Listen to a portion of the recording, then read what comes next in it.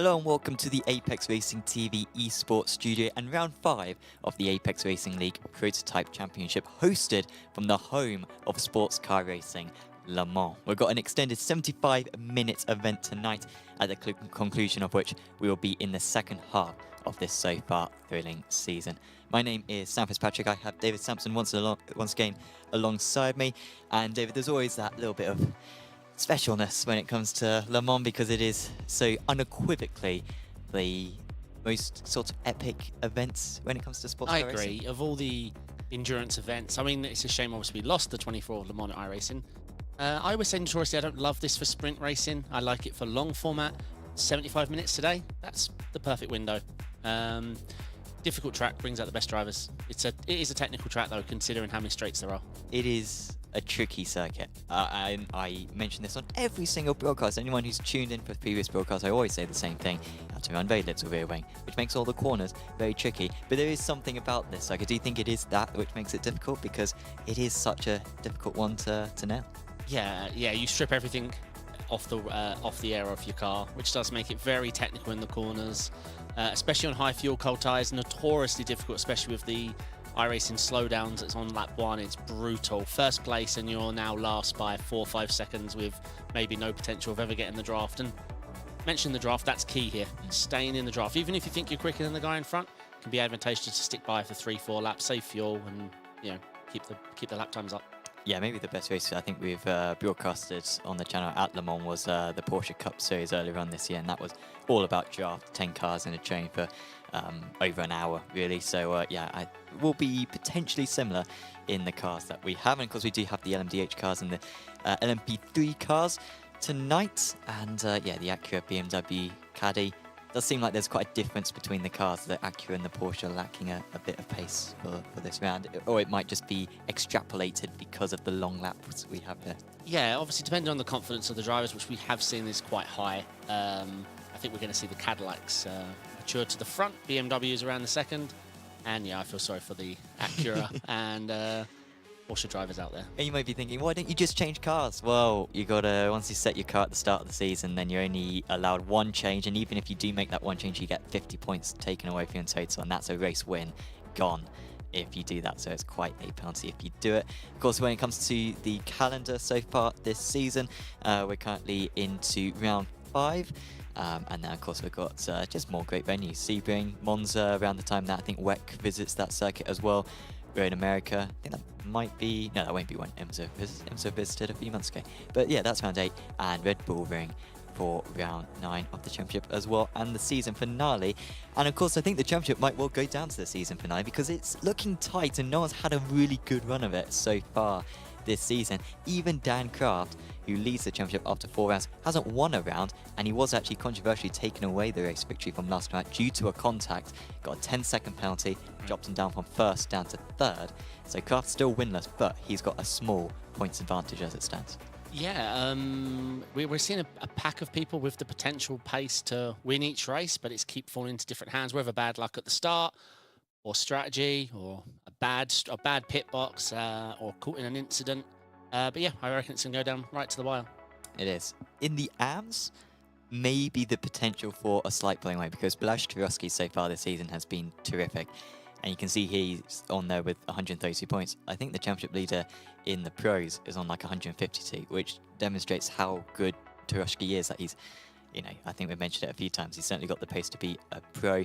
The likes of Vey and Cullen need to try to maximise their results to put some pressure on him if they possibly can. And in the LMDh Teams Championship as well, we've got Effect Simulations currently leading out. Race Clutch, of course, with a tough season so far. I mean, Kia Thiago Mato has had no luck, but at least they did manage to finish a 1-2 last time out, with Dawson taking home the victory and Amato in 2nd place. Yeah, he hasn't had much luck. That's definitely the best way to put it. I did actually go... I looked back at the streams to see if there's anything could have done, and it is just wrong place. Ironically, 1st place. You always think, oh, he's on pole. He's away from the danger. Yeah. No. I think we mentioned this before the event started, that the only time he hasn't got pole, he went on to have a good, strong race. Yeah. it's pole that he's cursed. Exactly. Yeah. He was a little bit off form last time out. We'll see if he can back it up from the practice times at least. Looks like Dan Kraft is very strong on this circuit. So yeah, we'll see if that continues. In the LMP3s, we currently got Dan Sedgley at the top. I would say Sedgley's dominance on the season has very much faltered recently, because I think State and Fortan have been able to level themselves up recently, and I think are going to continue that challenge. Yeah, let's see. As I say, this is one of those tracks where if you're good at Le Mans, you're good at Le Mans. I think it's like the Nordschleife. It's a bit of a specialist track. The more time you spend on it, the more races you do, the better you are. But yeah, was it Fortan with the win last week? I believe it. Well, he certainly got one of the wins, didn't he? A couple of weeks ago. He's definitely stepped up though, for sure. Obviously, Sedgley's probably been the most consistent of them all. Yeah. And as we always mention, State does have that 1-lap pace, but let's see what you can do with it. It does seem very tight at the front though in LMP3. Yes, that's what we want. We've also got a new driver as well, which I will mention later on. But yeah, a couple of new drivers as well in the LMDh and LMP3 classes, so that will be very good to see. I think it's Rossi who is new in the LMP3s, and he's going to be pretty quick, I imagine, when he gets out on circuits. But of course, yeah, when it comes to this Le Mans circuit, it is going to be a pretty epic one. In fact, actually, we've also got the LMP3 teams to go through, and Olympus Esports currently at the top of that one. Looking very good, of course. Dan Sedgley leading that team as it stands. EVSR Black, the closest challengers. But yeah, Le Mans, I think from far away, it's sort of just like a, I don't know what shape that is. It's just a semicircle, really, isn't it? But it's a lot more intricate than that. Yeah, it has changed over the centuries it's been there. I like it. I love it to watch on the TV. It's the one I don't miss. In the sim, it's the one I'm getting most excited for. As mentioned, I was gutted that iRacing lost the rights. Yeah, fantastic endurance track. Best result in the 24 on iRacing? Did you ever get any good results on that? If we're including the unofficial ones, my team got a podium, but I wasn't able to race. I was in Munich covering the ESL R1. Okay. I pulled out last minute to go. But you're clearly still taking responsibility for it. No, I'm not. No, best result we've had at Le Mans. No good result. Good finishes, strong finishes from the team through bad luck and perseverance, but not the medals. No, it's quite a tough event. Of course, the wall's so close, particularly through the Porsche curves. And yeah, so much risk of multi-class contact, and you're currently seeing the Mulsanne straight. It's just a very long straight. We are using the chicanes, obviously, which does make turn 13 a little bit less scary as it used to be about 80 years ago. It used to be absolutely terrifying. And into Mulsanne Corner. Do you think Mulsanne Corner is the most tricky place not to get a slowdown? Because, at least in my experience, if you're cutting that one, then that's possibly the biggest slowdown you're going to pick up on anywhere on the track. Yeah, for sure. It's advantageous to carry that speed. Yeah, you're right. It's tricky. In these LMDHs especially, it's so tempting to just carry, because you can just lift off the throttle a little bit and re-jab it at the right time, and it's amazing the speed you can carry. But yeah, the slowdowns are brutal at Le Mans, especially lap 1, especially. I think the way iRacing calculates it hasn't sort of finished formulating, and if you've got cars behind you and you somehow have to serve 3.5 seconds in the next 3 or 4 corners, it's usually causes carnage, unfortunately. Different iRacing circuits very much have the feeling that they have a different person from around the world doing each circuit off track. So some circuits will have all 1Xs, some circuits will have all slowdowns, and this one is very much the latter of that. You're not going to breach the instant limit, but you are going to be picking up a lot of slowdowns if you go over the track limits. Another one is turn 27 that you were just seeing beforehand, very easy to run a little bit wide there, and obviously the final couple of chicanes as well, easy to cut as well.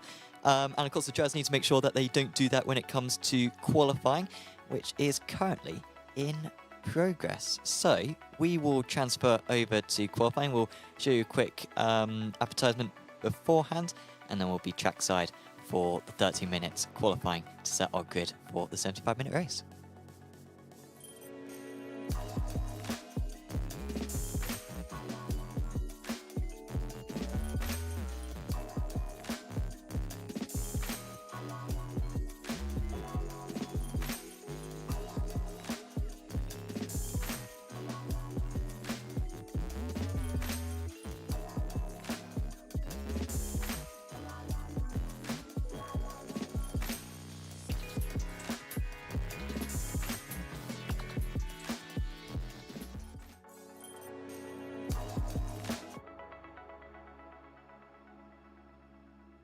thanks to our partners, Apex Racing Simulators, there for supporting the broadcast. And yeah, of course, do check out apexracingsim.com if you want to get your hands on some very nice VRS equipment, or if you want to try it out at our sim center, where we are currently stationed at in Corby in the UK.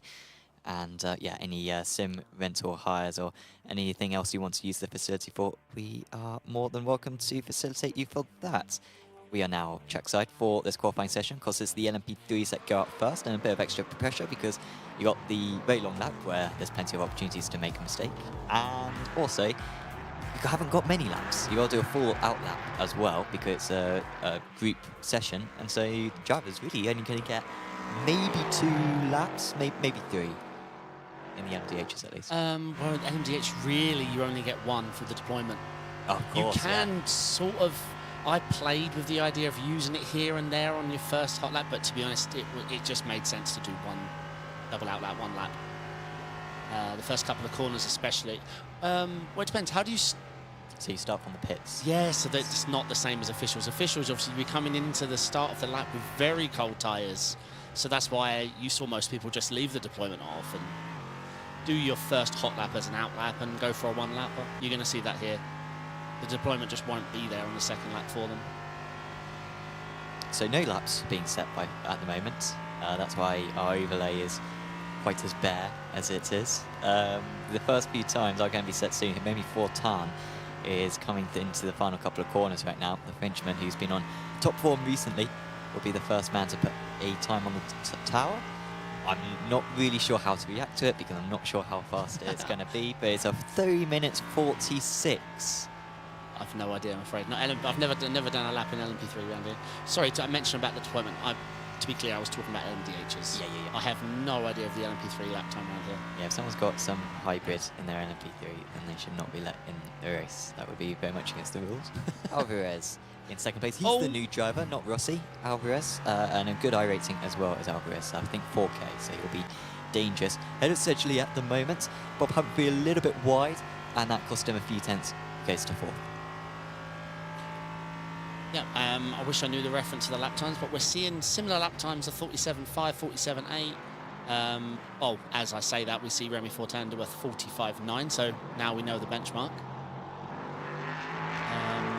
But yeah, I don't know, so how long they got? They got 10 minutes each, so they'll get two hot laps, these LMP3s. Yes, they will, yep. Just, because you can finish a lap if... Yeah, you can finish the lap once you started it, yeah. I wonder how... Wow. As we see them almost bump drafting. You don't want to be doing that. You don't want a 0x. Yeah, that's true. Or why would you want to help your opponent? I think he's more using it as draft. But this is not going to help. He's not going to clear him before the corner. They're both going to lose time. Yeah, I think he's misjudged this one. Yeah. Because this is Copeland behind Clist. So I think maybe Copeland was a bit faster than Clist has caught him up. But now he's waiting behind. Just getting a lap in might get you up a few. Yeah, I mean, look, if the guy in front of you is quicker than you, then do this. Just follow him. But apart from that, I can't see this being an optimal strategy. Plus, you're distracting the guy in front. He's not going to be at his quickest if you are completely blinding him. Exactly. Any other improvements being set at the moment? Seeing quite a few green sectors, I don't know why I'm not seeing a whole lot of purple. But Remy Fortin with a personal best first sector, it looks like.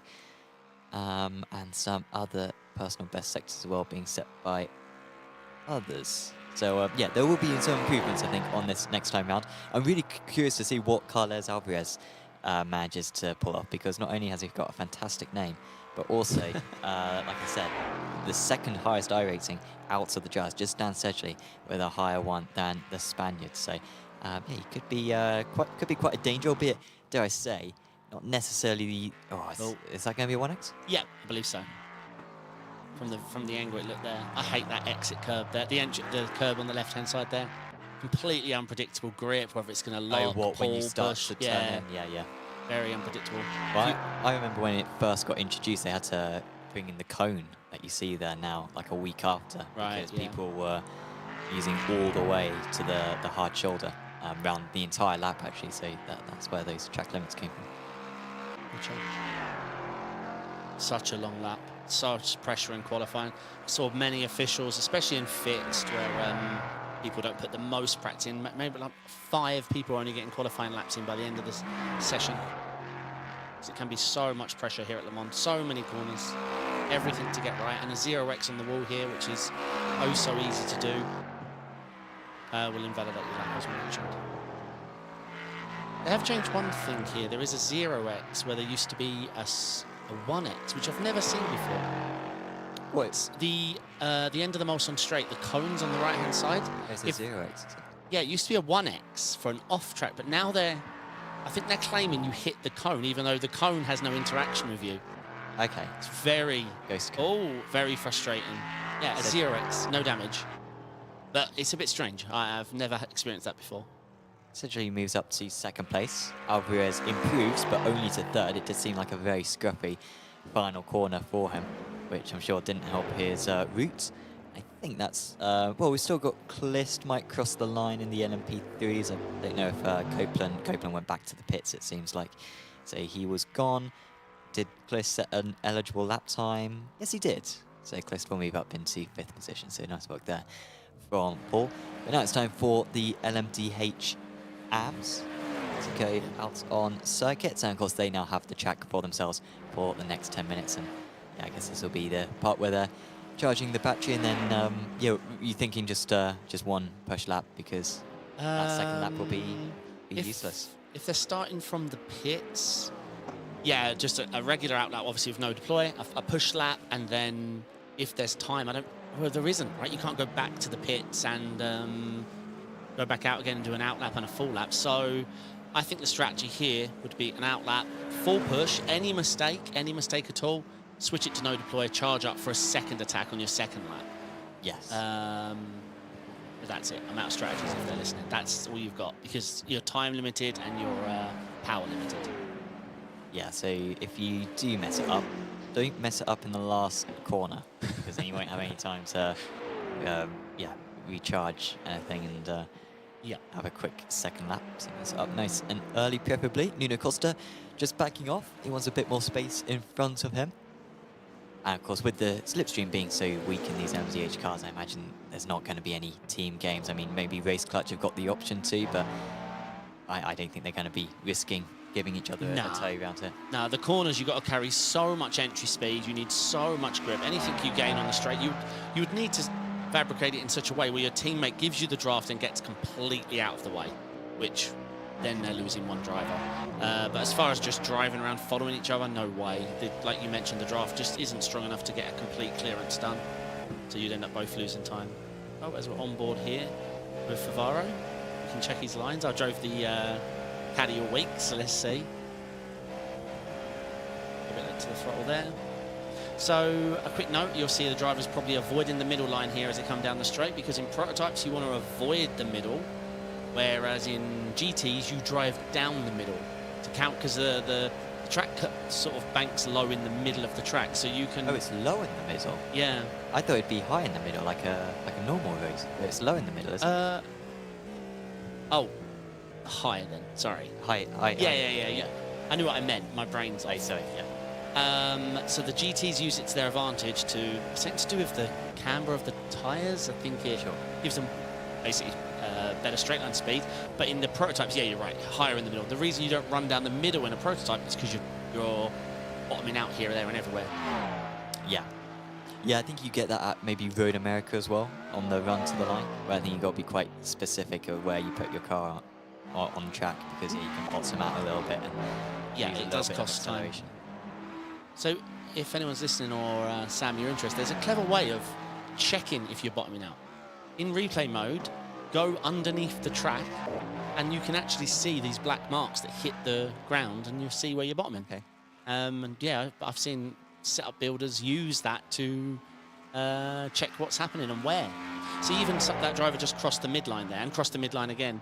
The big boys, the pros, know when to cross the middle line, because they didn't do that again, 3rd time. So yeah, it's all well and good driving down the side of the track, but at some point you have to cross. So the big guys who prep know when they want to cross to maximise their top speed. insanity. Yeah. Yeah, well, it's a long straight, and yeah, you got to maximise it. And Blaszczykowski trying that at the moment. He's been the man to beat when it comes to the LMDh AMS. Wouldn't be surprised if he gets an overall victory by the end of this season. Has been threatening at the podiums on several occasions. But the Magic Arrow driver now with the most demanding part of the circuit. And of course, if he picked up damage here, that would be completely game over for him. Wouldn't be able to get back to the pits and complete an outlap in time for him to start another one. So this really does need to be strong for him. And that looks pretty nice. Now, I mean, that section in LMDh is amazing. In a GT, it's a permanent struggle. In an LMDh, it is full send. Here can be tricky. You've got to nail your braking and your gear shifts just to get the engine braking right. But this guy looks like he knows what he's doing. Very nice finish there. Let's see. Yeah, it's a 20.065. I think the fastest time we saw from anyone in practice was an 18. An 18? What's the temps? 20... I don't know what that is in Celsius. That's low. It's like 21. Okay, an 18's... 22, it's not too bad. Okay, an 18's a good lap. 20's fine. I think we're going to see, especially from QT in front, mid-low 19s. I'd be impressed with an 18, but I usually am. I always say this, and then the ARL boys seem to put it in. I need to do my commentary from the sim downstairs one time and race these boys. Actually, I see a lot of them in officials, and some of the 4K drivers that we see perform well here, they obviously do a lot of league racing and not a lot of officials because they drive like 5K, 6K drivers. So you see that? Oh, he's avoiding the curves. That's definitely not the best way to finish the lap. Let's see what his lap time, if it reflects it. Yeah, he goes to 7th position. Saying, all of a sudden an update. So Rink Vilbrink, I think, is the only amateur driver yet to set a lap time who's currently out on circuit, at least. I'm not seeing any of the other 2 drivers. Who maybe Poncelet Loy, he's got a qualifying ban, has Poncelet, so that's why he's not going out on circuit. But yeah, everyone else bar David Vey and Rink Vilbrink setting a time. So far, Vilbrink now crossing the line and he goes to 5th position. Nice effort from him. But Turoshki, once again, no surprise, has a cushion to the rest of his rivals. I mean, I think he's polled every in fact, I don't remember him not getting a pole in the LMDh AM. That's a good shout. Maybe Fuji? I don't know, because Fuji, he started like in 7th. Oh, but of apart course. from that, yeah, I think he's been up there in every single one. No, I mean LMDh, sorry, the qualifying within these AM drivers, I mean. I think even out of the AMs in Fuji, okay. I don't know what happened to him on that day, but yeah, Right, gotcha. besides that, he's been, first, I think, on every occasion. In future, he might find himself difficult to get into an AM on an ARL event. I'm just saying. It's a limited thing, and if you want to be an AM, you got to sandbag for years, potentially. Yeah, his sand has all fallen out now. We see him. I mean, Aaron Smith, he's been doing Apex Racing League events for years, and every season, just missed out on the amateur title, and so every year he was allowed back into the AMs. But yeah, he finally did manage to get over the line in the F3s about a year ago, and yeah, he's firmly in that pro category. And of course, nearly won a few weeks back at Spa. But Smith just coming up short. He will be out on circuit, I think, in a few minutes' time when we get to the pro qualifying. But for now, the AMs completing their final lap times just as the pros are about to exit the pits. I always enjoyed the ARL event, especially the GT3 one, but with my level of preparation, I'd always leave it to the last minute to look like what circuit.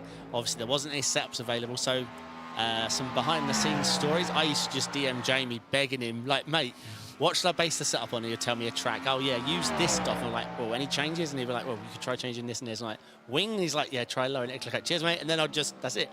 I'd have a modified C-ring dock that had been Jamie approved. That's it. That was how I did it.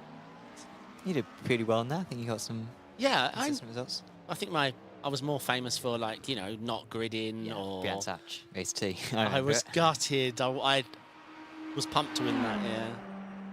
I think it's because I left on... Because there's 2 race formats, right? A shorter race and a longer race. Yeah. And I left the lower fuel in, and I realised at the last minute, tried to get out to change the fuel. By the time I got back, everyone had left without me. But no, I always enjoyed them. So Vilbrink will be the last man across the line, I believe. Still got Van Helden with a couple more corners to go. Apart from that, all the AMs back into the pits. And all the pros exiting out onto the pits. And we've got a lot of pros. A lot of pros. Yeah. 17 of them. We've got more pros by an extra 4 than we do LMP3s and LMDh AMs combined. So yeah, this LMDh car class is becoming very popular very quickly on iRacing. A lot quicker than, I mean, I hated these cars last season and now I drive them full time. It's definitely seen a big swing. And with the Aston Martin and Lambo looming for 2024 IMS or 25 IMS or whatever it is, yeah, it's an exciting car class. Final corner for Vilbrink, currently 5th place. You can see him getting onto the front row here with this lap time. But clearly I need to get some glasses because he didn't even improve, so there you go. There goes one completely nonsensical comment which I was hoping to pay off. We'll see if we get better success later on. So Draft leaving it quite late to go out onto the pits, go out on track. He seemed to be sat in there for about a minute and a half. He just wants to get as clean a track as possible because all these guys know there's not really much of an advantage to be first up because you're only going to get that one lap anyway. Kraft didn't want to be part of the mix and maybe wants to increase the tension as well because I think Kraft was fastest in practice, so maybe we'll see the last lap time be the fastest in this qualifying session as well. yeah, for sure. Let's see the pro times, but I think Tarowski is going to be up there. Like I said, we'll see how many people can get into the 19s. I did struggle on when the lap mattered. I don't know. Le Mans just a long lap. Did you see QT going down the middle a little bit there? But I'm sure he knows what he's doing. His pace has been extraordinary this season. We only saw him a little low in pace last week, where we was at Watkins. Watkins, yeah. Whether it was just confident. I mean, perhaps it was just early damage that none of us picked up on. But he just seemed off step for him, for his level that we were getting used to seeing. Well, it was qualifying as well, wasn't it? As well, like True. at Road Atlanta, he was 3/4 of a second clear of everyone, and then last time out, Watkins, he was about 1/4 of a second down on Dan Kraft, who was definitely the fastest man that day, but unfortunately, an incident for him, Very giving nice him a lines penalty. there. Let's see. Did we get the first 19? Ah, of course, it was still the outlap. It's a long lap, isn't it? It's a long lap. That was a good outlap. Maybe we should change this to, I think, IndyCar. I think the start of the lap is like right when you come out of the pits, or I think the end of the lap is just before you come into the pits. I think at Barber, it's just before the penultimate corner, and that means that drivers can do a lap and then go straight into the pits afterwards. As we see Mr. Busby's face cam. Yes. Do much struggle. Apologies to Paul Busby. We got that. If you can hear us, Paul, on your lap, blink twice. I see one of them. Yeah, I think that's just a regular blink. Do you know, I see so many pro drivers who are able to race against me while typing in my Twitch chat. Yeah. All the time. It's ridiculous. Have you tried to do that much before? No. No. No. You should see me when I'm trying to register for an IMSA fix when I've forgotten during a race. Apart from Le Mans will be different down the bit straight. I usually veer left. Whenever I'm looking up at my top monitor or trying to do something outside the rig, for some reason I steer a little bit left. I mean, I've gone really fancy in the past, and like on a rolling start, I've tried to like map the look right button or look left button so I can see when the other person alongside me is launching. And whenever I do that, I'm just off into a tree. Like I'm just turning, it's a straight, and somehow I'm veering 45 degrees to the wrong way, and I've ruined my race. And so whenever I'm driving, I'm just keeping it as basic as I possibly can. Do not, because I mean, they're the annoying ones when you're trying something special, when you're trying to look through extra data or something. Yeah. And then you mess it up and you think, wow, what's now? But you learn from it. Oh, we learned. Yeah, back in the day when we used to endurance racing, I'd ask my teammate, I don't know, like how much fuel. And then 3 seconds later, we're in a wall because he was checking his black box because I asked him a question. And now I'm almost afterwards like, you could have told me on the straight. It's my bad. Yeah. We're good. We learn. But no, yeah, you're right. If it throws you out of rhythm, it can be dangerous. We've all done it. We've all gone to do something on our black box or check something in our room or Yeah, I've seen people crash. I saw a team were racing against in endurance crash their car out because he was trying to reach a window because he was hot. That's a noble cause, I would say. I mean, that's a tough one when it's warm. I mean, it depends how much longer he had in the stint. If he had 90 minutes, then I can understand it because he may have fainted if not. But yeah, in the last 10 minutes, you just got to brave it out. First few times and only times we're expecting, this should be about it for the drivers this first time, and then second time won't be as competitive. They are soon going to be set. Marteau will be the first man across the line, and well, we're anticipating a 19 here. Honestly, his sector times are not that much faster than Taroshki, so this might not necessarily be faster. He's quicker in sector 1 by about a 10th, but slower on sector 2 by about a 10th. Yeah, and he's 8 tenths slower by the end of the lap. Kraft also slower. Could we see an amateur driver on pole position? There's still some big drives to come. Viella, where can he go? Viella goes up, but Busby goes up much further and to the top. A couple of tenths of a second clear, and a second clear of Thiago Marteau. Madsen still to come. Watch out definitely for Andrew Dawson and a couple of others as well. Dan Kraft as well will be very dangerous. He will be the last man across the line. Let's see how many people aborted their deployment. They made a bad sector 1, so they decided to kill the deployment and do lap 2. I'm saying Marteau just set a personal best first sector, so yeah, maybe he's going again. Yeah. Because if he did a full attack and then he did a purple sector 1, that's it. He wouldn't have... You would notice a huge drop-off in the following sectors. Dawson's lap looking fairly average, honestly. I think this is only going to be around where his teammate Marteau was, honestly. I don't think it's going to be troubling the front row of the grid. And he's 4 tenths of a second faster than Marteau. That's behind Busby and Taroshki still. Yeah, Busby's lap's looking good. Dawson with a 25. We're seeing a close group from... say 6th upwards. Let's see what they can do though. Like I say, I imagine the people that are doing high 20s are push lap for lap 2. Kraft, I was picking him up, but I mean, yeah, but still a 21, he can do that with low deployment. It looks like he's attacking this. This corner hit, oof, that looked awfully close to the slowdown. You can get your full car on it. He was definitely all 4 wheels over the white line there.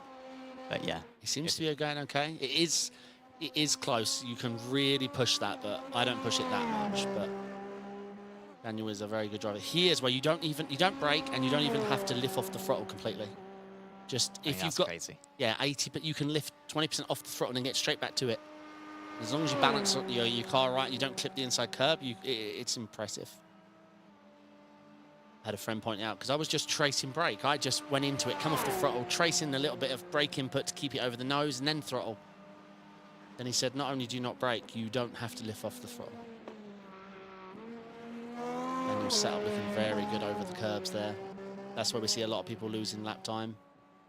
Yeah, decent first sector for him. I think it was about a 10th slower than his absolute best, but a good second sector and a good third sector as well. There are 7 sectors around this circuit, and well, my 2 eyes really cannot take in all of them at one time, so I am having to read the times as they go on. Marteau with 2 personal bests, well, actually 5 personal bests out of 6 so far on this lap. This could be dangerous for him, but they're not electric sector times, honestly. I still think this is going to be short of Busby and probably Taroshki, but it might be enough to get himself ahead of Dawson. I am sat here adding my other sectors because I could only see 3 sectors. Okay, now we're up to speed.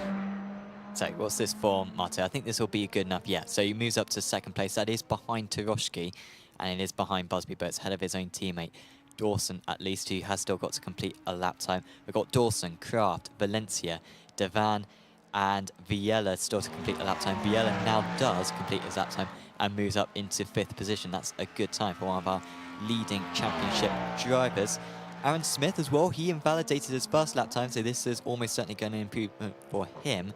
A weak first sector for Smith. He lost half a second in the first half minute of the lap alone, so I don't think this is going to be troubling the top places, and it puts him, well, pretty good actually. 4th place, he really recovered well after that slow start. For sure. I mean, quali's not the most important thing here at Le Mans, especially a 75-minute race. That is going to be keeping the draft and fuel saving, and obviously staying out of trouble. I don't think there'll be too much traffic. Well, obviously, it's a long lap anyway. Traffic interaction will be low, but I think the car class is it's going to be quite safe. Obviously, if you catch them at the wrong time in the water curves here, it can go a little wrong, but the LMDHs have such a level of downforce, they can sling it around the outside and stick it. Looks like everyone's wrapped up as the session comes to an end. Yeah, just Petro Valencia was crossing line, but I think it was invalidated lap time for Valencia. So yeah, that is everyone. And we'll wait for the session to tick over. But yeah, Paul Busby, another strong performance from him. He's been good in the Endurance Championship, and also 2 caddies on the front row of the grid. I think, frankly, Mark Hutchinson, as an amateur driver in the Porsche, to go 5th place overall is a very good time for him. I'll tell you what, Paul was also first in the live chat, and he's got his web camera connected, so I tell you what, he deserves it. Yes. Yeah, very much supports him on that. Yeah, just waiting for the session to tick over. But yeah, what about the weather for this one? I mean, how have you found it so far this week in the officials? Is 22 degrees track temp fairly standard? It's fine. In my first official, I did rip my rears off in an IMSA, which is only 45. I learned to dial that down once I realised I shouldn't be driving like that. So I assume these guys have done a little bit more prep than I had for my first. I assume they're going to have time for tyres. 75-minute race, they will. But no, I think they'll be okay. It is just about underdriving, sticking with the draft, fuel save any opportunity you can get. Le Mans that way. You can fight all you want, but I mean, you're just going to hurt your rears. And how do you protect those rears? Is it actually mid-corner, or is it in the traction zones mainly? I would say mid-corner. It's, you know, because they're all those high speed, you know, top speed, then you have to chuck it right in let's say the 2 chicanes and how you contact those curbs as you're coming off. So yeah, mid-corner to traction, it's that where the rear can just pitch out. You're going to counter steer and get on the throttle because you've got a big straight coming up and you have to carry some speed. And constantly doing that just, yeah, tears off your rears by the end. Tom Stevens giving his best of luck to the Evo SR drivers.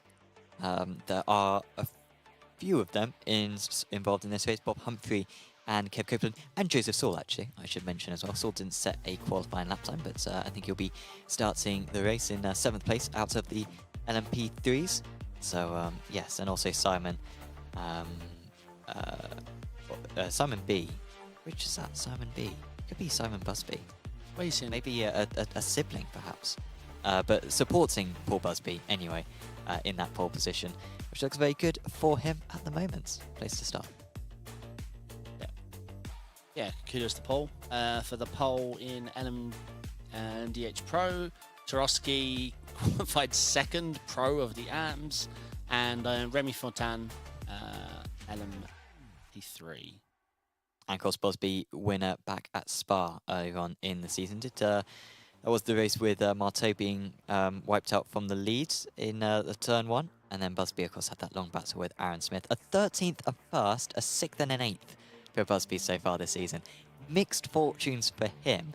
Yeah, if I remember rightly, one of them was caused by spending far too long in pit lane. I think he sped Road Atlanta. I think he used the pit limiter to help him slow, and then he's come up to the line, habit kicked in, pressed the pit limiter to gauge, but it's actually turned it off. Yeah, I think it was like 20 Ks over, wasn't he, on that occasion? So, yeah, was an annoying one that time. Shout out, by the way, to one of the sponsors for this series, Apex Racing Academy.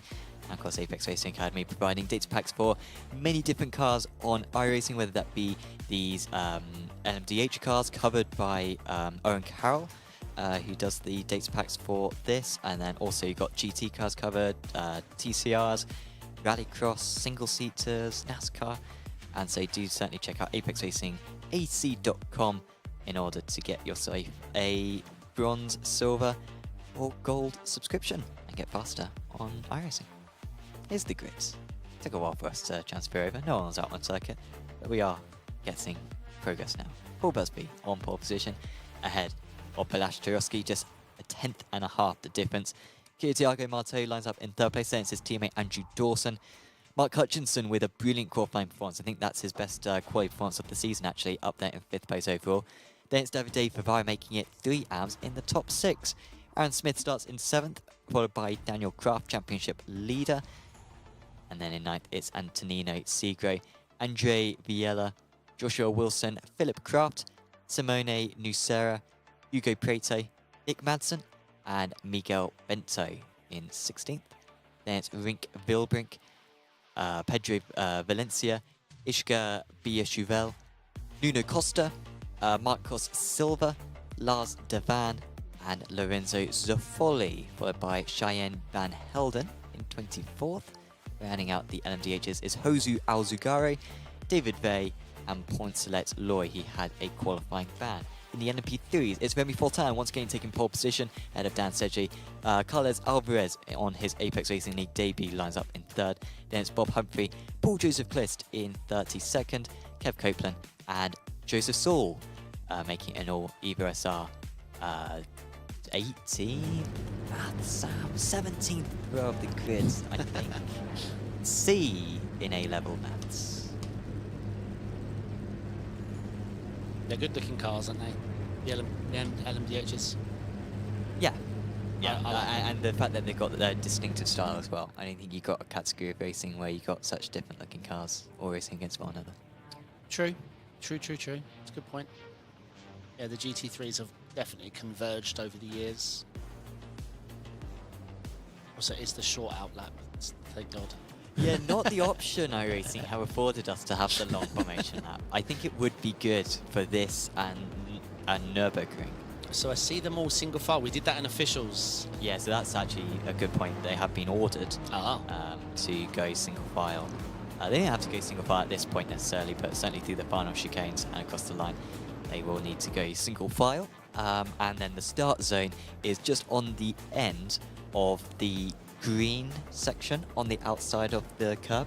Okay. So you kind of got the curb, which goes on for a bit longer, but then you've also got like some AstroTurf just beyond the curb. And between there and the start-finish line is where the drivers can launch the car. Let's just hope no adrenaline greens. Yes. Let's hope.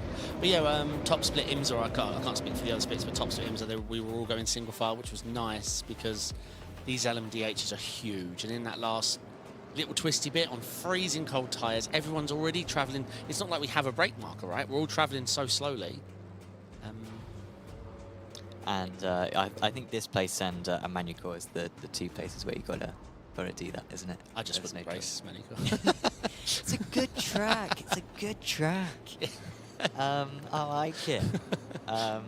Makes me feel like I'm 7 watching Lewis Hamilton do badly in Formula 1. We've got now the final chicane. This is why they are going single file, as you probably all know, because yeah, this is not good for these cars. Even the section beforehand, you can see how much real estate these cars take up on the circuit. The Porsche pace car breaks the laws of physics and goes to the right, and we will soon get underway with Paul Busby looking for his second race victory of the season. He can launch now. He leaves it right to the last, and now he does launch away for the start of this race, and there is a collision in the background. It looks like it's just one round, and I think the LMP3s will hopefully be able to get past. They've been able to leave a big gap, fortunately. But it's Busby leading the way, and there's no changes so far in the top 10 places. You say collision, I mean, someone's going to be definitely serving a huge slowdown. Darren Smith, I think.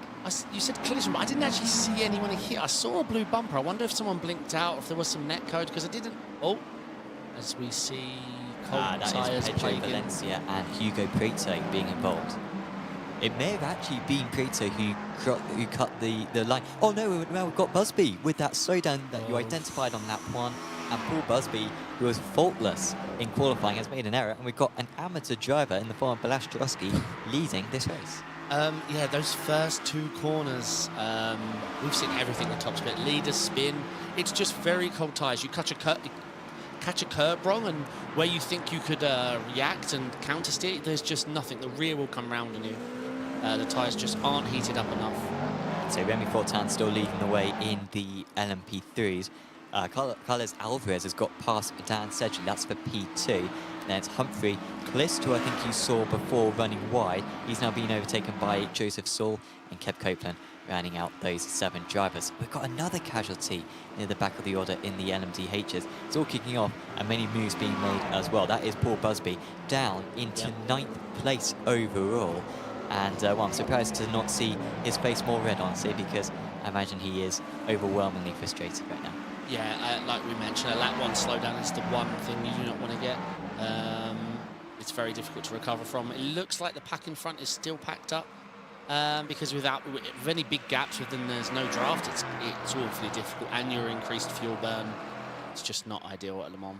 It was such a long race as well. This is, you know, double IMSA almost. Such a long race. Fortan keeping the lead. I think Alvarez could have gone for that one. Hopefully we see these top 4 staying with one another. Unfortunately, no Adam States around tonight, so we don't necessarily have our coveted top 3, which is very much a regular State, Fortan and Sergi. But of course, we've got Alvarez coming in for this round, and Humphrey as well, who showed really good pace at Fuji, hasn't quite been able to match it ever since. So Alvarez is the new guy? Yes. Wow, looking fast. That's a move. Busby making his way back up. He was as low as 11th. He's now up to 8, so he's made up 3 places. Meanwhile, contact in the background, Nucera and Ferrari. Is that damage on Ferrari's car, or is that just how the Acura looks? It's just how the Acura looks. Yeah. It's a very dark grille. Is Nucera towed? I see him. Yeah, kind of got to pit road already. Let's see what happened there. Yeah, it looks like an exciting first lap. Lots of things to review. But yeah, lap 1, this is why we say it. It's not just about, when we say don't get a slowdown lap 1, we don't mean driving on the edge. It's also cold tyres, driving along side by side of people. Your car is just not ready. It's the short out lap. There's not many corners. And the corners we do have to ride are tricky. Has he got a slowdown now? Yeah, I think he took a bit too much curb at the last. And of course, that's still lap 1, so that will still lose him a lot of time. And yeah, so Kraft's up to 2nd place now. Was that Busby that got by? So he's recovered. And, yeah, Busby back as well. So Busby gained 5 places since the slowdown on that lap 1. Yeah, we know he's got the pace, but he just needs to put it all together. As Mark QT wants this position back, he's got it done nicely. And who's that? I assume that's Joshua Wilson, but making the send now. Yeah, Viella straight behind him. He backed out, which is going to cost him a position. Oh, yep. And that's, they're both fighting over the draft. Who is going to follow that car? I think that was Madsen making his way past. Madsen with a very weak qualifying, but he is up 4 places now since his race start. And now, does Wilson have anywhere to go? He's going to find somewhere to go, even if he's a bit on the hard shoulder. And 3 wide is always dangerous territory around a narrow circuit like this. They managed to survive through it. And it's, after all of that, Madsen now to the front. Viella has lost out. But really, they've all lost out because they've lost a bit of time. But Madsen, who nearly won from last position, actually, in the Apex Racing Academy Porsche Cup at this circuit earlier this year. He is the head of this trio. Talking of Viella, since doing these ARLs, I've had lots of interactions on track. You know, we've DM'd each other like good luck for the racing thing, so he is quick, by the way. I sit here watching how he gets on would show where I would be. He's a very quick guy. So we've got some replays. And this was the initial contact, so that was Kraft being hit. That was either green. That would be too late for a green. Is this the slow? Oh, nice. Just lost the rear and came back over and clipped him. Busby just pushing a bit too much. Oh, Busby got it joining the Molson Strat. I forget the name of the corner. I've got a track map. Again, cold tyres. Tete Rouge. Tete Rouge. Of course it is. Yeah, of course it is. Yeah, again, cold tyres, high fuel. I mean, they're running full tanks in MDH, or is it restricted? Will be full tanks. Full tanks. So. Oh, Wilson round. And is he going to be collected? Oh, well, someone's absolutely gone off in the background and smashes into the wall. We've seen Costa. That's a Peugeot with brake failure. Thanks to OJK for subscribing. And that was absolutely, I mean, huge. I'm surprised, honestly, that wall is still there because there is so little going on. And anyone who's raced in the 24 hours, that is one of the most common places to bin your car. Yeah, yeah, for sure. On Josh's instant there, he looks like he's got the pace. It looks like he did just not set the quali lap that he should have, because he's been pushing everyone ahead of him. But the problem is he went to side by side there on either corner. It looked like he was airing on being safe, and unfortunately it left him on the back foot for the sweeping corner, and he just clipped him. I see Tim Cox in the YouTube chat. Yeah, it was an effective pole position in GTP for Paul Busby. And I agree, it is a very stacked LMDh field for this race. It is indeed, yeah. The LMP3's best hold on to their hats when 17 LMDHs come through. Yeah, we haven't had... Well, that's, I guess, one of the fortunate things when it comes to multi-class racing for this track, because the LMP3s, who have been lapped by this point in previous rounds of the championship, they're only about a third of the circuit behind at the moment. And so, yeah, we're a while away. We'll only probably finish about 2 laps down with the LMP3s come the end of the event, being such a long lap. And Dan said she's got past Carlos Alvarez, by the way. Oh, yeah, good spot. The LMDHs obviously would do well to pit as... I don't know if it's first time through or second. I don't know the speed differential. But you would... Being smart when you pit makes a lot of sense at a track like Le Mans. If they have enough fuel to get to the end, timing when you stop, very advantageous. Remy Fortin has been able to open up a 4-second lead. He's in a different postcode to these other LMP3 cars. Maybe we missed a battle between Sedgley and Alvarez. It only takes one battle hit. Oh, as we see Kraft coming slow or getting past. Was that Kraft getting passed by Busby? Oh, he's on the way up. Yeah, that makes sense. So we'll watch Busby chasing Mark now. Yeah, Busby looks like he's a man on the mission. He wants that lead back. He must have been absolutely gutted serving one of the most brutal slowdowns on lap 1. And he would have seen it coming. He would have had his wheel cranked. He sees it coming. Oh, not a nice feeling. Could lead the championship after tonight, could Busby. That could be said for many drivers. Kraft, Madsen, Biella, even Zoffoli as well have a chance at leading going into the second half of the season. This is round 5 of 9 of the Apex Racing League Great Start Championship. And of course, if you're watching this and you want to get out on circuits, do check out apexracingleague.com in order to sign up. And if you want to do some Super Formula action as well, that's also available at apexracingleague.com. Link in the description below. Also a link to our Discord. Busby up another place. He is past Mark Hutchinson there. Now that doesn't look like he's gaining places on the timing tower, but he has done because it was an amateur driver who he was moving past. So do check out the live timing link provided by SDK Gaming, also in the description below. Yeah, you can see the full page, which will help you figure out exactly who's where on track. Yeah, it's tough to show.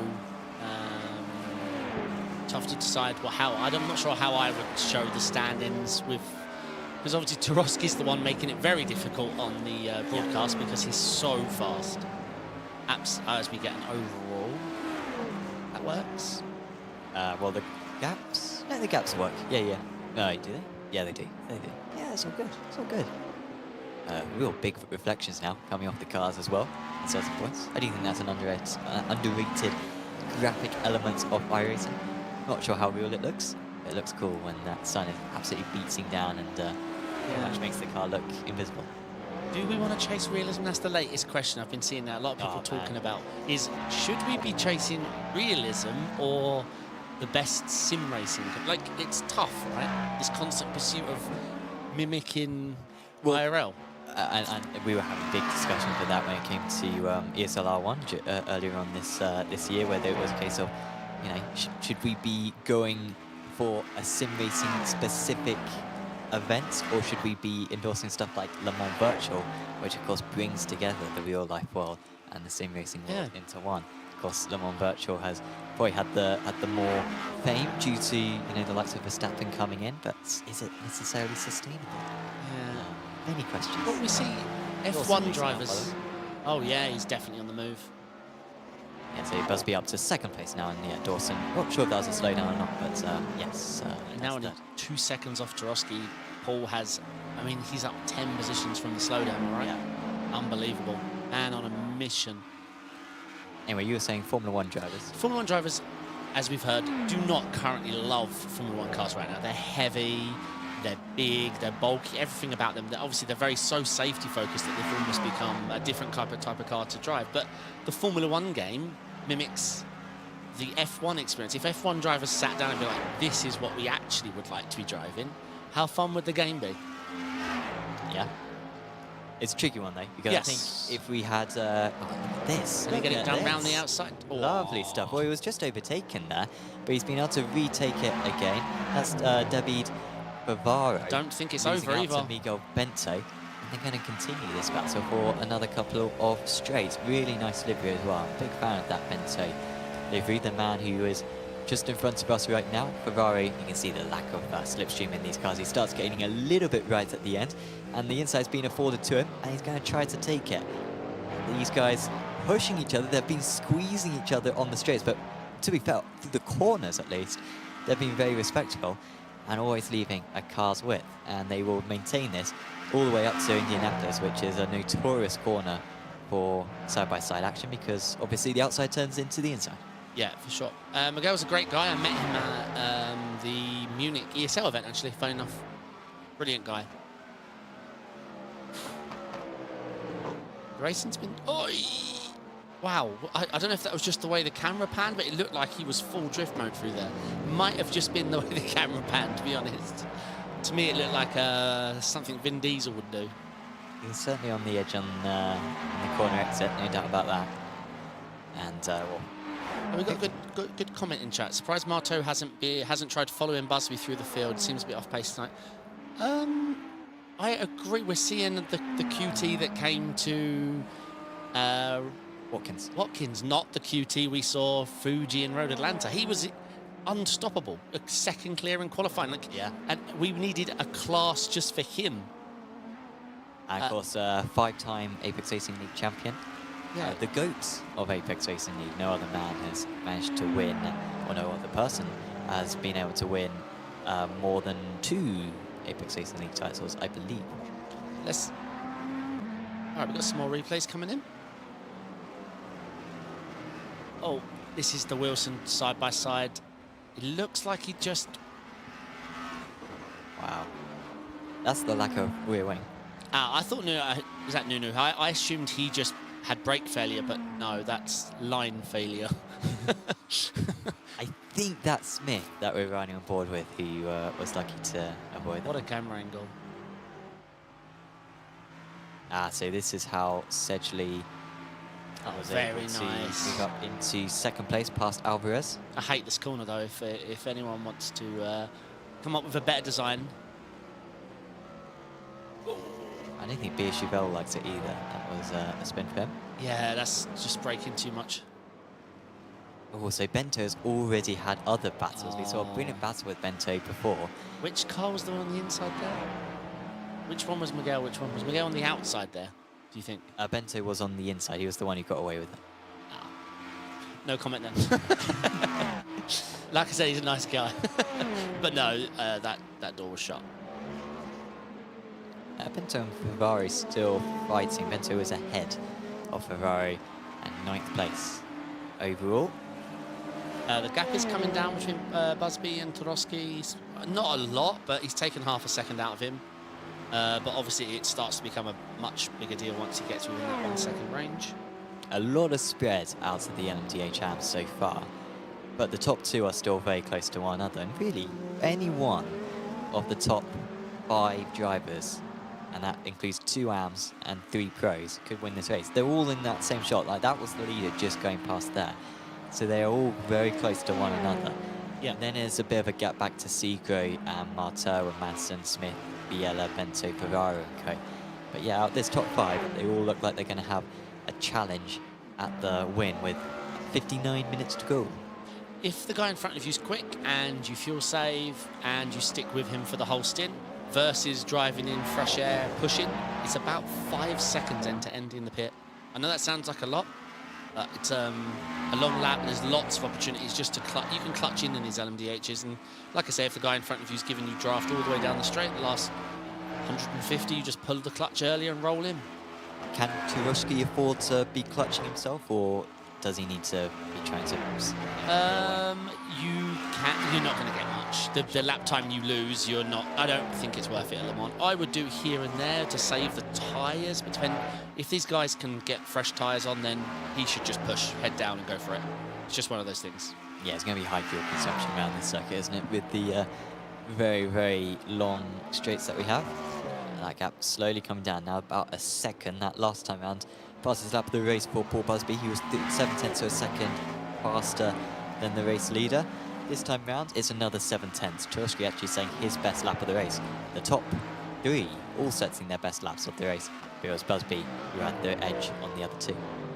Sorry, talking about Formula One quickly, did you see, was it last season where, I think it was after the safety car, one by one they set fastest lap of the race. Everyone set the new fastest lap of the race. It was beautiful to watch the timing thing go purple all the way down. That doesn't happen often. Do you remember what race it was? No, no. Wet races. I assume it was a wet race. I think it was, yeah. It was epic. Maybe Monaco or something like that. Paul Busby within a second now, so we're going to see him on top. But I say overtaking is pretty tricky here, because it is, but Paul is making it look easy. Getting in, what, 10, 11 passes in the last X amount of laps. Remy Fortin continuing to dominate in the LMP3s. He's now 7.5 seconds clear of Dan Sedgley in second place.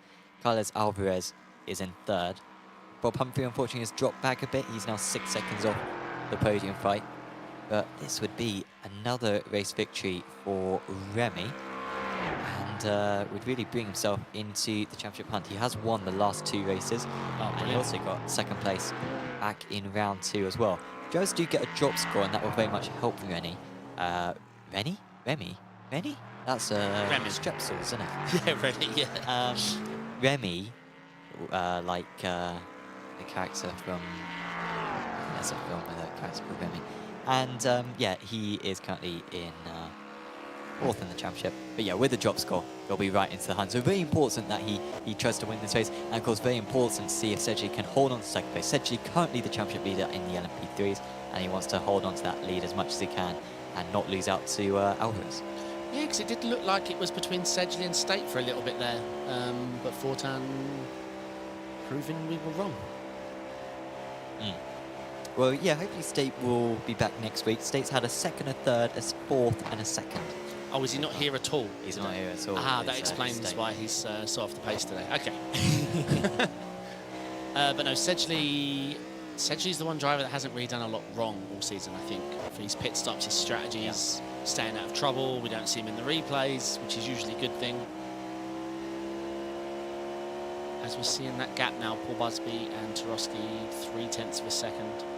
I remember Busby as low as 11th place on lap 1, starting on pole position, but got a slowdown going on to the Mulsanne straight, coming out of Tetra Rouge, and has been able to make up the gap with ease ever since.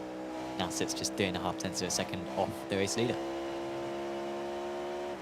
Turushki, the 4.6k iRating winning machine, and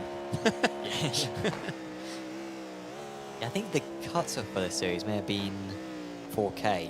So he's just been on the hunt.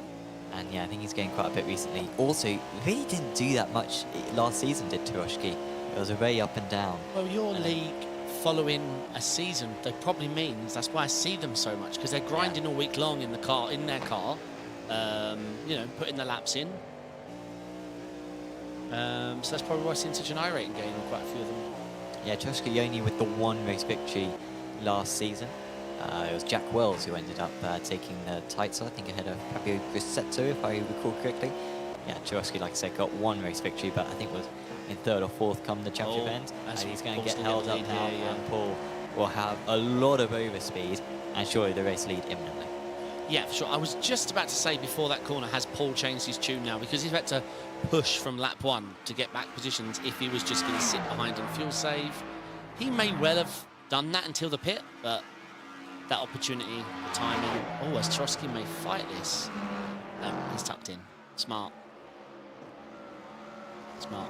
Not going through us because I'm a bit scared now that Busby's going to start driving away. Yeah, well, let's say Trotsky's not slow. I mean, what was it last race? Trotsky finished. He was able to hang on to the fast boys last race. Was it third he finished overall?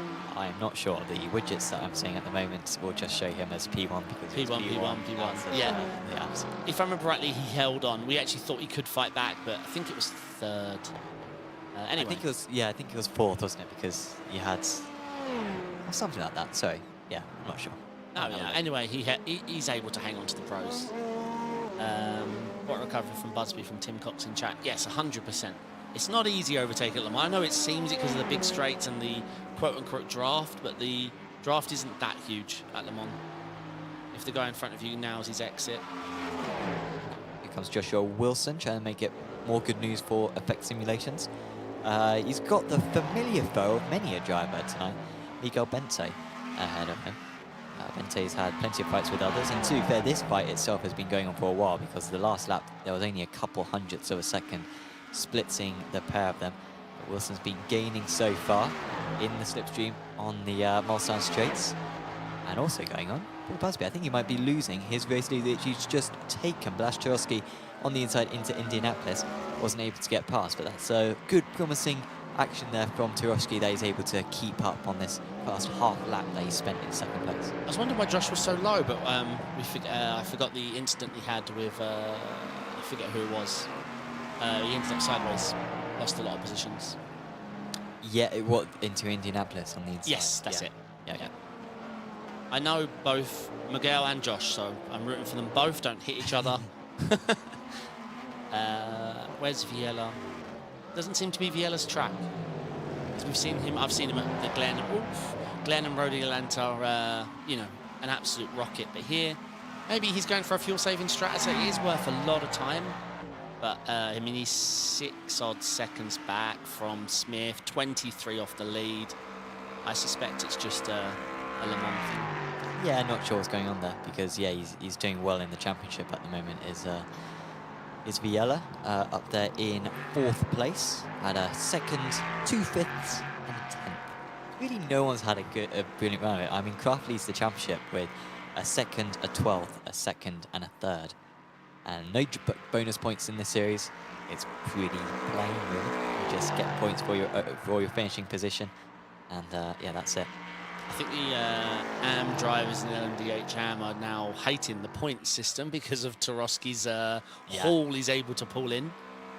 Because he's only one position different to the effective P2, but usually he's finishing on average 6 positions higher than the nearest AM driver. Although we're seeing Mark Hutchinson in 4th at this race, he's really stepped up.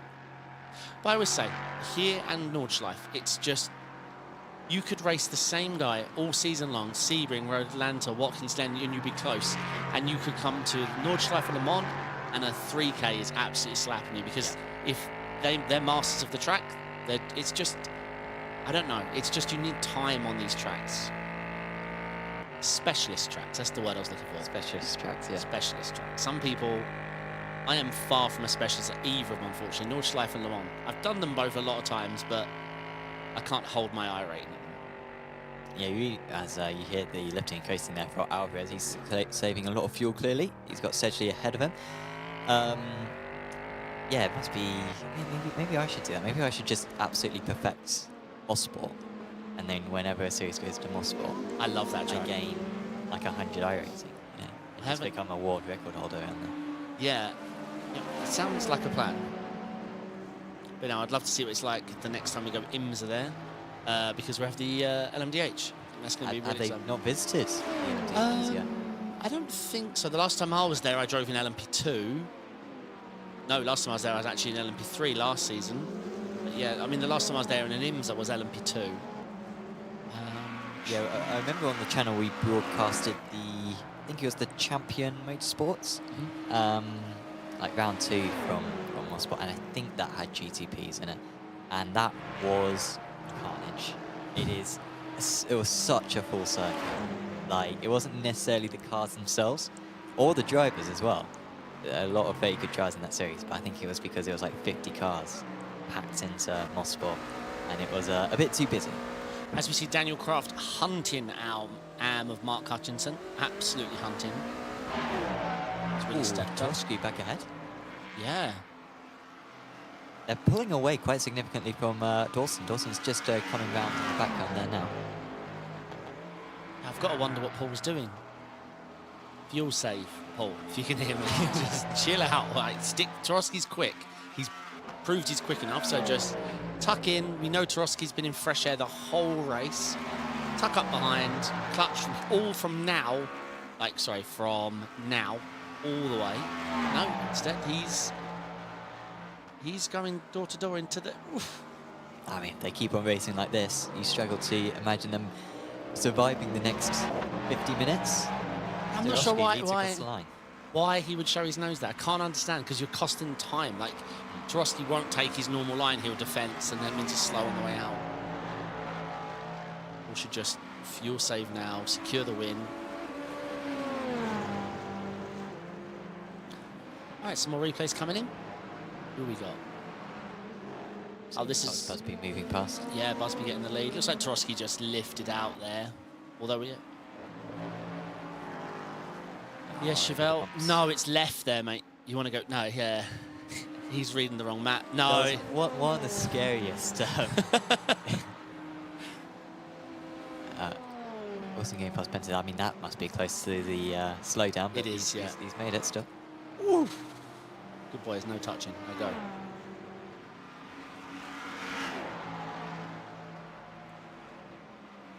So this is what happened to Busby. He's lost control of the car. So he had been able to break the draft, but he lost the rear there. Counter steered to correct it, then realised the correction was putting him smack face into a wall. Yeah, he just needs to calm. Look off his tyres, fuel save a little bit. Because Tarosky's going to be the worst on fuel out there. He hasn't had an iota of draft all race long. Yeah, now he's been overtaken. So Busby back to the lead. These guys are battling like we got white flag next lap. We know Paul's got the pace to lead the race, but Tarosky has been very, very consistent. Got a whiteboard in the background. Does Paul? What would you write on the whiteboard before you get into the rig to psych yourself up? To psych myself up, or no, just like things to remind yourself in the rig. Set up, race set. Race set, yeah. Yeah, there you go. That's all you need. I've got better over the years, but for my first, say, 6-7 months of sim racing, I used to have a little yellow post-it note in the bottom left of my left monitor that just said race set. I'm amazed that we don't forget the race set more often. Like, it's an actual physical thing that you have to do, isn't it? I think as a streamer I'm lucky because they see what I'm doing. They remind me of so... Honestly, I'd be 3.2k if it wasn't for my chat. They carry me. They remind me to pit. They remind me, oh, you said you was going to take 2 rears. Oh, yeah, I forgot. There is a petition from Thomas Hansen, one of your followers, I believe. Petition to have Road America every week. That could be a good championship. The Road America Cup. We changed the car. Changed the car. Nah, that's an ARL League idea. Would be. I mean, it's sort of weird that I mean, when I used to go karting, you do just do one circuit and that's it, and you just do one circuit all year long, and that's the championship. You don't see that in sim racing, which is fair enough because we do have the luxury of going anywhere in the world within a matter of seconds, which is not what it's like in real life. But yeah, we're in America. I'd say maybe Suzuka every week. I'd be down. But yeah, Thomas is fast at Road America. I remember one of the first times he came into my stream, so we were chatting at the same time. We were battling GT3 officials at Road America, and he was in my mirrors, I would say, for 80% of 5 races. In my mirrors, filling them. Don't know if he was just being kind, didn't want to go for a send, or just wanted to fill the stream up, but in my mirrors. In my mirrors. Tim Cox also saying Dan said you're doing well for Olympus, running second in LMP3, and saying that he did well in his debut in the SRF Weekend Warriors a couple of weeks back. And of course, that will be on Apex Racing TV on Sunday at 8:50 GMT. 2050 GMT is an easy way of putting it. At VIR, which is a real good circuit, very much grown on me. As that one? It's really weird, my YouTube doesn't show the message from Thomas. Unless I've gone mad, it's not there on my screen. I think, well, you blocked him, didn't you?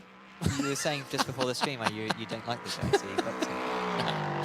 I can see it on my left screen, but on my right screen, he's not there. Weird.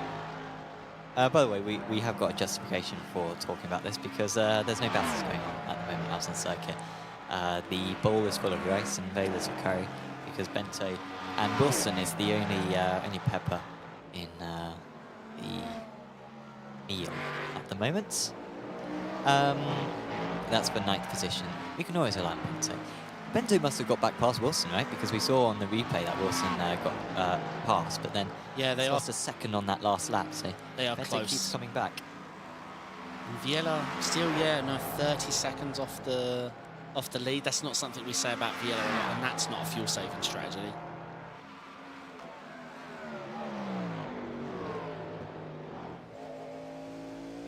It's a competitive field tonight when Viella's down in 11th place despite not any obvious issues, but you might well be right because that's been surprising. 2 Portuguese currently in 8th and 9th in those pro standings out of the LMDhs.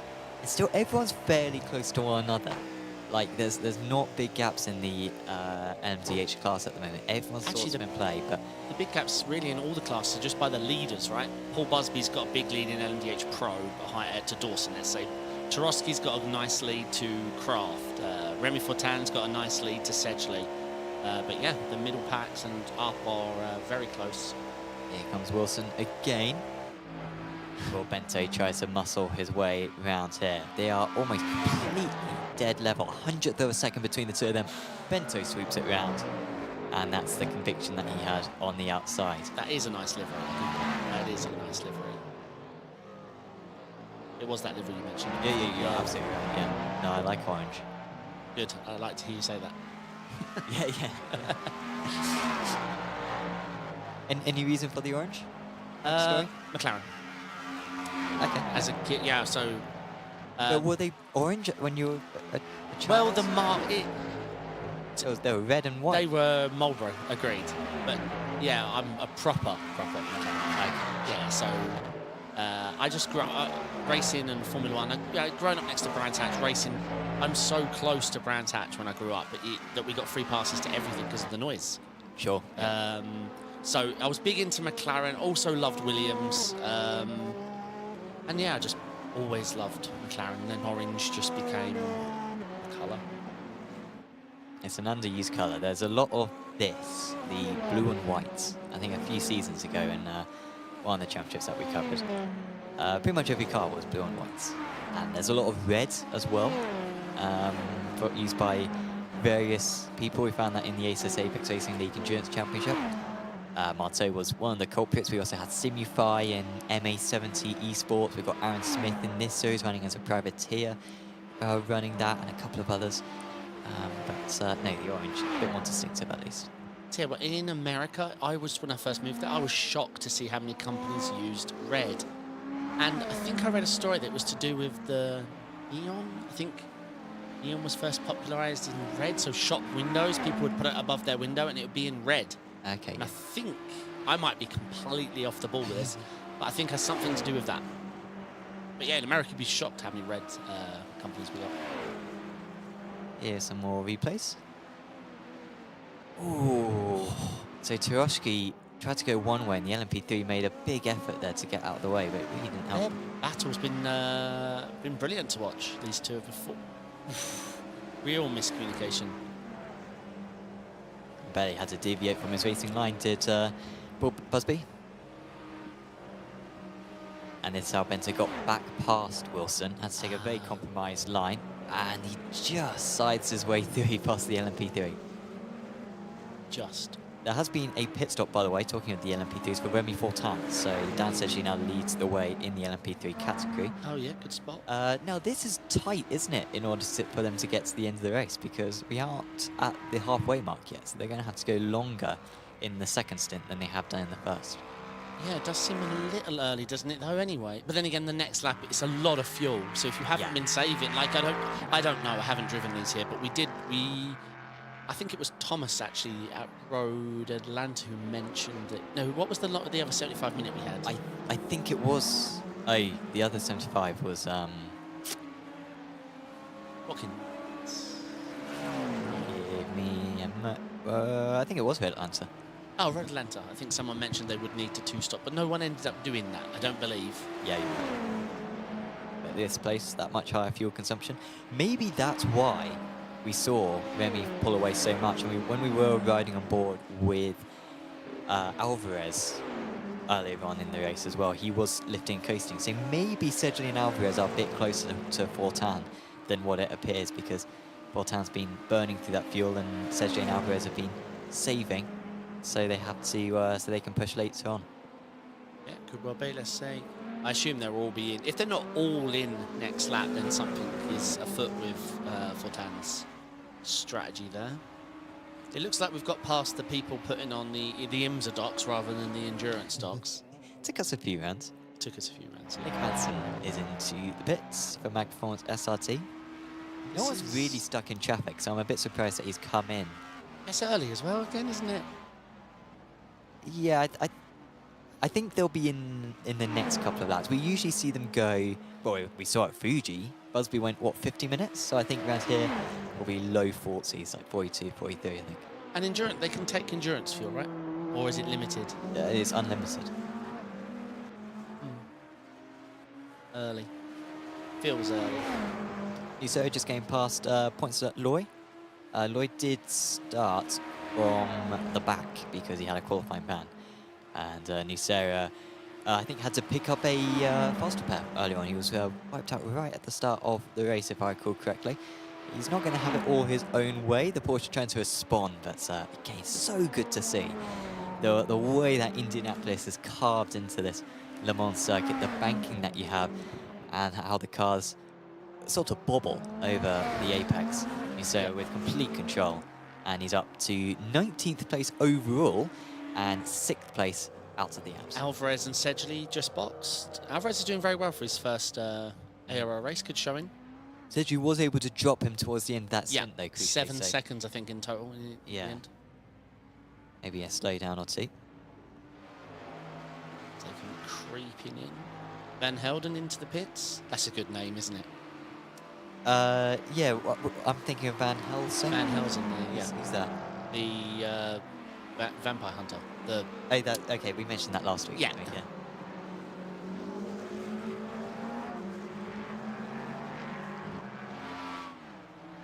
Yeah. We've got QT close to Mark Hutchinson. That was at 3 tenths.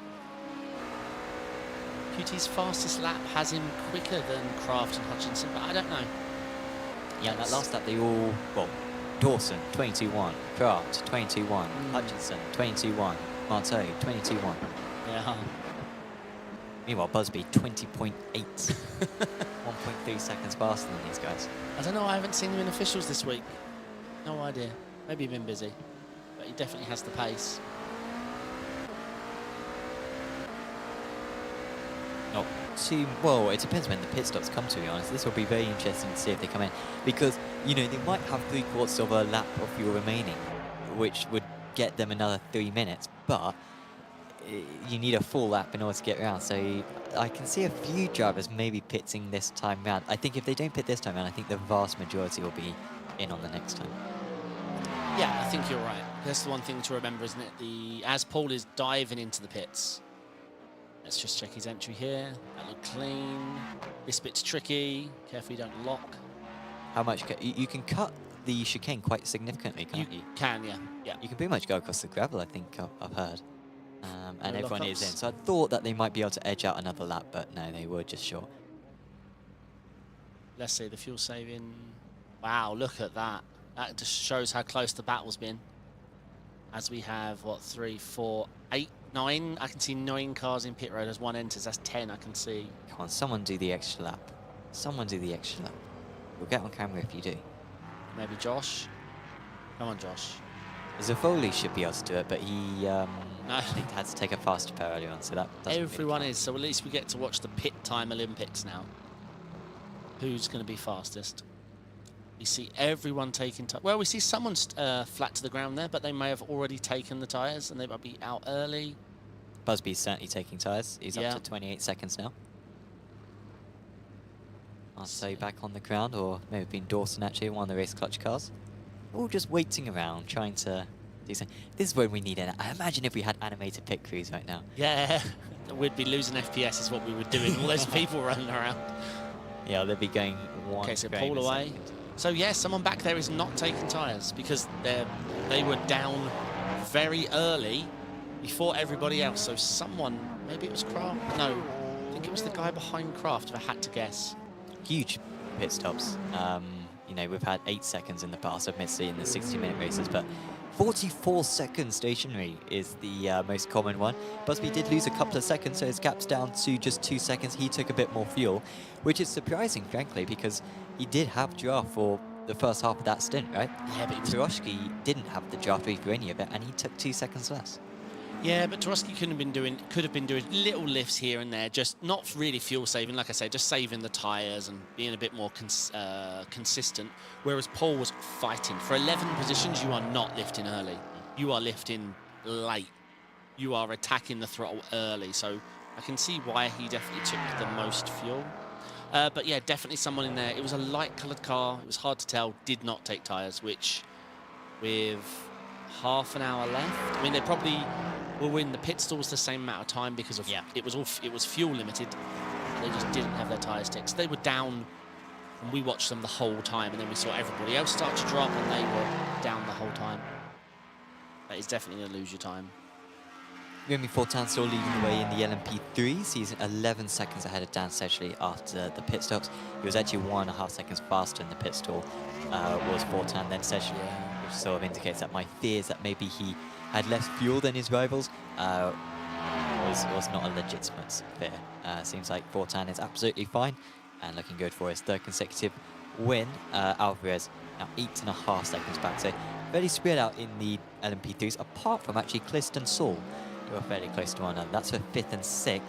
They have both pitted, but I think Joseph Saul picked up a penalty. I think he sped on pit entry because he was 40 seconds longer stationary. So Joseph Saul trying to get past Paul Joseph Clist now for 5th place in the LMP3s. Do we know what's happened to Philip Craft today? We're seeing him, you know, for his pace, and as we see Miguel into the pit, or maybe a tow. Yeah, Philip Craft, we usually see him fighting up at the front, whereas now we're seeing him almost net last. Not quite, but he's definitely at the back. We're trying to see what happens to He got wiped Miguel. out right at the start. He got wiped out before he even got to the start finish line. He got hit. Oh, it was him. Yeah. Oh, what a shame. Yeah. Yeah, he got hit. See, this corner face here in LMDh is, you should try it. It is a blast. Oh! These guys are going to go side by side. Who is this? Joseph Sol and Clist, is this? Yep, yep. Clist or Clist? Clist. Clist. Because Clist Or is a weird word. PJC. See something's calling. Oh. Let's see. Focus on your exit. That's it. Brilliant. Look at that. And you're on the correct side. Very nicely done. That's 5th place now for him. Unfortunately, Bob Humphrey retired earlier on, so too did... no, actually, that's it too. Oh, look at Clist. He's got good straight line speed. He's come back. He has come back as the Olympus esports driver. And he now moves back up into 5th place. You would never miss an Olympus livery, would you? No. No. Yeah, Charles Bushell very much agreeing with you on that one.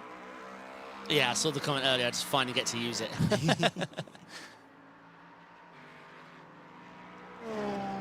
Yeah, shame for Kraft. We saw a replay. Right, I remember now. Yeah, I remember the incident now. So a long fight back for him because he's a minute 53 off the race. It's just such a shame. But this stuff happens. Daniel Kraft, 4 seconds back to Dawson. Wow, Dawson's 8.4k. Yeah. Holy moly. Good, isn't he? Holy moly. Yeah, he's not bad. Hutchinson 9/10 of a second back. Hutchinson looking to maybe pull a rabbit out the hat with this performance because he's still a little bit detached from Turoshki, but catchable for him. 9 seconds. Rosero in the pits. I thought he'd already pitted. I don't know if there's been an instant or he's oh no, he's just. Did he go a lap longer, or do you think he got a speeding penalty on the way out? So I think he had to tow earlier on. Ah, so this is lap 1. So this is the fuel stop. Yeah. Right. Okay. Ah, that sucks. At least we get that fast repair. So, but then again, at Le Mans, it's just the. I've always wanted that at league control. Imagine if you could control the penalty the tow cost you to make it. You know, Le Mans and Nordschleife, it's just you just can't come back from that because the tow takes too long. It would be nice if you could just normalise it on a league level. I get why it's there. That again, realism that we talked about earlier. Is it something we want? That's the toughness. Personally, I'd make the tow driver just drive a lot quicker. I'd show him different lines, cut that corner, mate. Come on.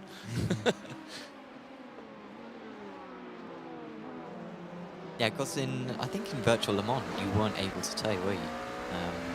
Honestly, if you were stranded out on circuit, that was like it for you.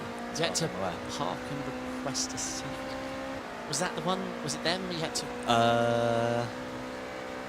I know other leagues have done that. I don't think virtual Le Mans. I can't remember. Yeah, I can't remember.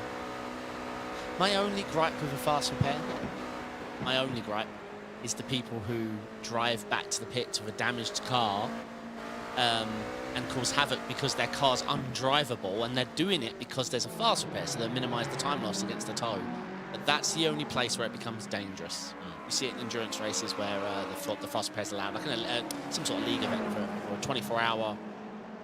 In a 24-hour event, it can cause all counts of carnage, unfortunately.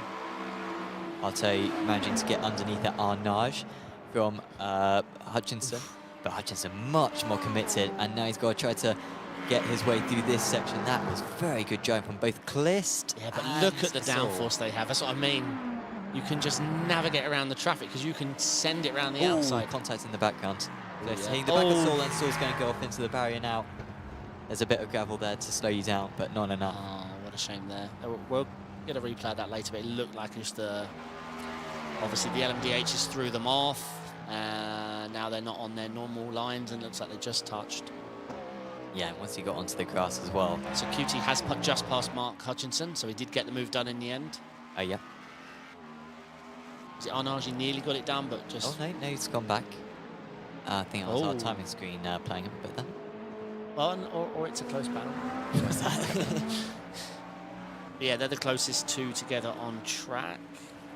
Dan Sedgley second in LMP3, Alvarez third. Not far off Sedgley. But yeah, again, we're seeing this divide in LMP3 where it's almost a pro and am field out there. Right, QT looking to get this done. 3/10 back. But we haven't seen him super confident. When I talk down about QT, I'm fully aware he would slap me. I'm just saying to his level, he doesn't seem at it. The guy's won enough. Yes. You can absolutely criticise him. What are you doing, QT? Come on, sort yourself out, mate.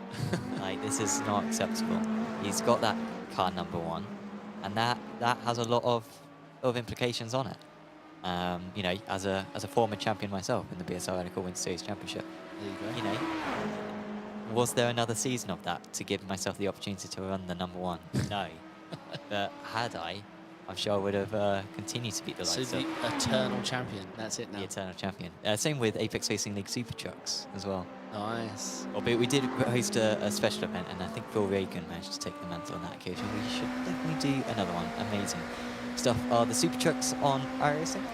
I'll tell you, for the umpteenth time, he's going to try to get past Hutchinson. These guys are now 3 seconds behind Dan Kraft, so still a podium is possible for Marte if he can get clear. He's only been getting stronger and stronger as this race has gone on, and now he is going to have to go the long way round. He just about gets alongside, and he has actually got a better exit as well.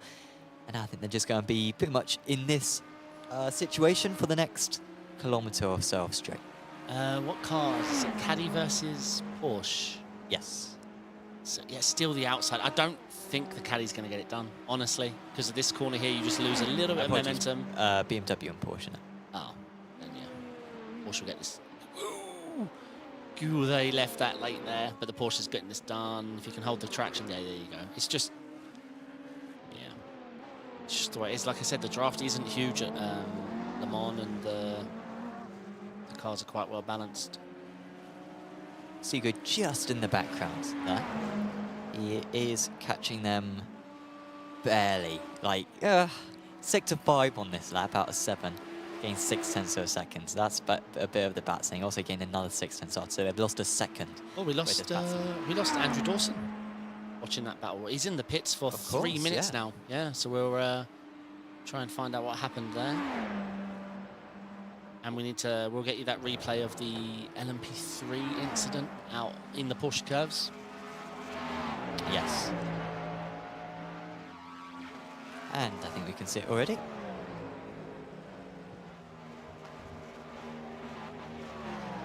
Unfortunately, this is the end of the Chronicles of Bente.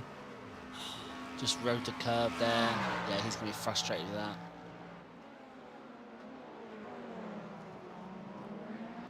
This is what QT and Mark Hutchinson setting it up. Not an easy corner to get the overtake done there on the inside.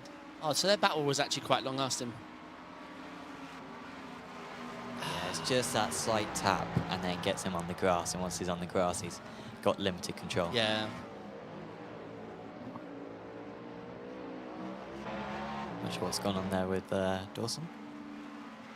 Looks like Dawson really needed the bathroom. I don't know. That's the way it looked like. QT and Mark Hutchinson. So their battle's been long lasting, actually. Yeah. Oh. Yeah, no, very good battle. They're keeping it respectful as well. And Marte's lost a bit of time now. I wonder if he's got a slowdown because he's 4 seconds behind. I say that, no. Sorry, getting on timing screen. He's now back to ahead of Hutchinson, isn't he? So, yeah, 3.8 seconds to catch up to Daniel Kraft now. I wonder if it's a QT internet connection thing, because it's QT it does keep happening to. We keep seeing him drop like 4 seconds on our timing sheet, and then it comes back again. I wonder if he's just having a, outage. Again, you cannot. This guy really is laying everyone down. It's QT. I mean, he's only 3rd place in class, and yeah, he's making our lives tricky. This would be, I think, his 3rd podium of the season for Marte. He only came into this round in 6th place in the championship. Yeah, it would be his 3rd podium out of 4 races. He did get a 0 score back at Road Atlanta. So once you get rid of that, and the drops will be applied after this round of the championship, Marte will be up there. We're going to have 5 or 6 drivers who have a realistic shot at the title in the LMDh Pros going into the final 4 rounds of the season, if it ends as it is. I'm starting to think QT just likes a comeback. He gets bored when he's at the front. He's like, oh, this is boring. When he's taken out in T1 and the odds are against him and the commentators are saying his race is over, that's when he pulls off a podium from last. It is very possible right now. We've got a while to go in this race, 20 minutes remaining. Remy Fortin, by the way, not much going on in the LMP3s. He's just edging away. He's just set his personal best lap of the race. In fact, says Fortin. He's now 12 seconds clear of Dan Sedgley. Alvarez another 12 seconds back. Copeland in a lonely 4th. Clifton a lonely 5th. Of course, there was contact for Joseph Saul earlier on in the race. Saul looks to be out of the race now. So we've just got those 5 LMP3s remaining. We've got Andrew Dawson in chat. It turned out I was right. So sending my best to him. I mean, when you said earlier on, there was a driver who was trying to open the window during the simulation race. He didn't exactly explain what it was for. Maybe Dawson could have used that tactic as well. No, I think he was hot. It wasn't someone on my team. It was someone on an opposing team, and we DM'd, like, what happened? Like, you're on a straight and your car just careers into a wall. And, yeah, they were opening a window to cool the room down. Legendary driver Enric Andre is in chat. Former Apex Racing League champion. Former Apex Racing League champion. I think you won Apex Racing League GT Season 2. I reckon that's the name. That's like early 2020 or late 20. Yeah, I think 2020 lockdown. Henrik Andre was the man to beat in Apex Racing League. Very nice to have him around. Yeah, I think I've raced against him. I'm not entirely sure what. I feel like Race Clutch is Henrik part of. Maybe used to be. Not entirely sure. Do let us know, Henrik. Right, let's keep an eye. So Tarusky 5 seconds off Busby, Kraft 7 back from that. QT, he's now ahead of Mark and he's broke the draft, 1.4 ahead. It's showing a scan down. Joshua hasn't really, he was on the hunt back through, but after that incident, the recovery has been good but slow. Yeah, not much has happened to him, has it? Just trying to recover what points he can. The closest battle in the LMP3s going on is the battle that we were watching a few moments ago between Smith and Ferrari. As we see Viella, it looks like Viella is now dead. Oh dear. 2 minutes and counting. I assume that's a toe, so we'll try and grab a replay of what happened to Viella. Henrik confirming Race Clutch. He is part of Race Clutch, but he was part of Satslight. I want to say Satslight were red, at least at the time of that championship.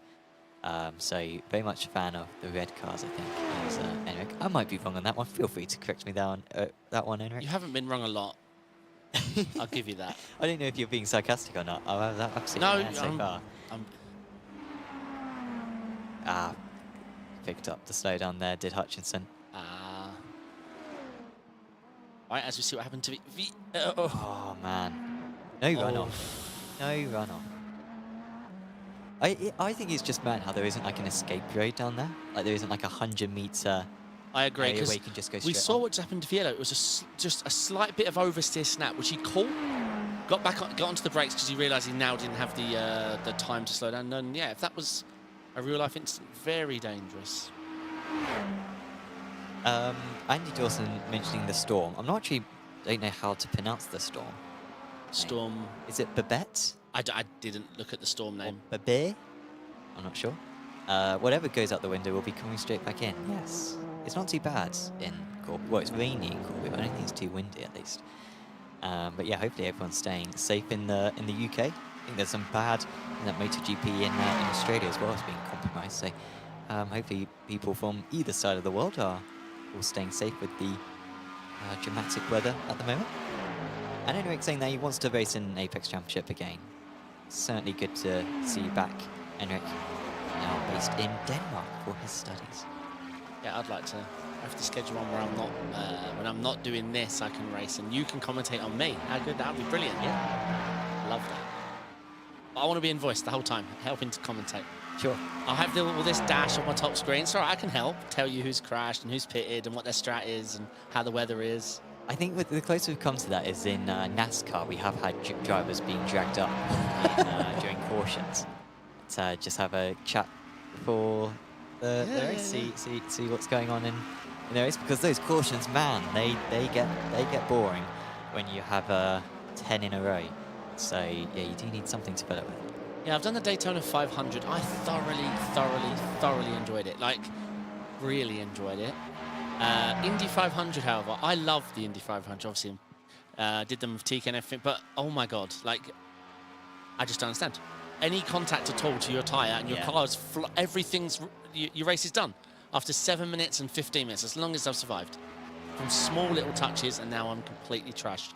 Daytona 500, I barely had a car left after X amount of hours, but I'm still in the race, and then every time I could box, get a bit more damage, I loved it.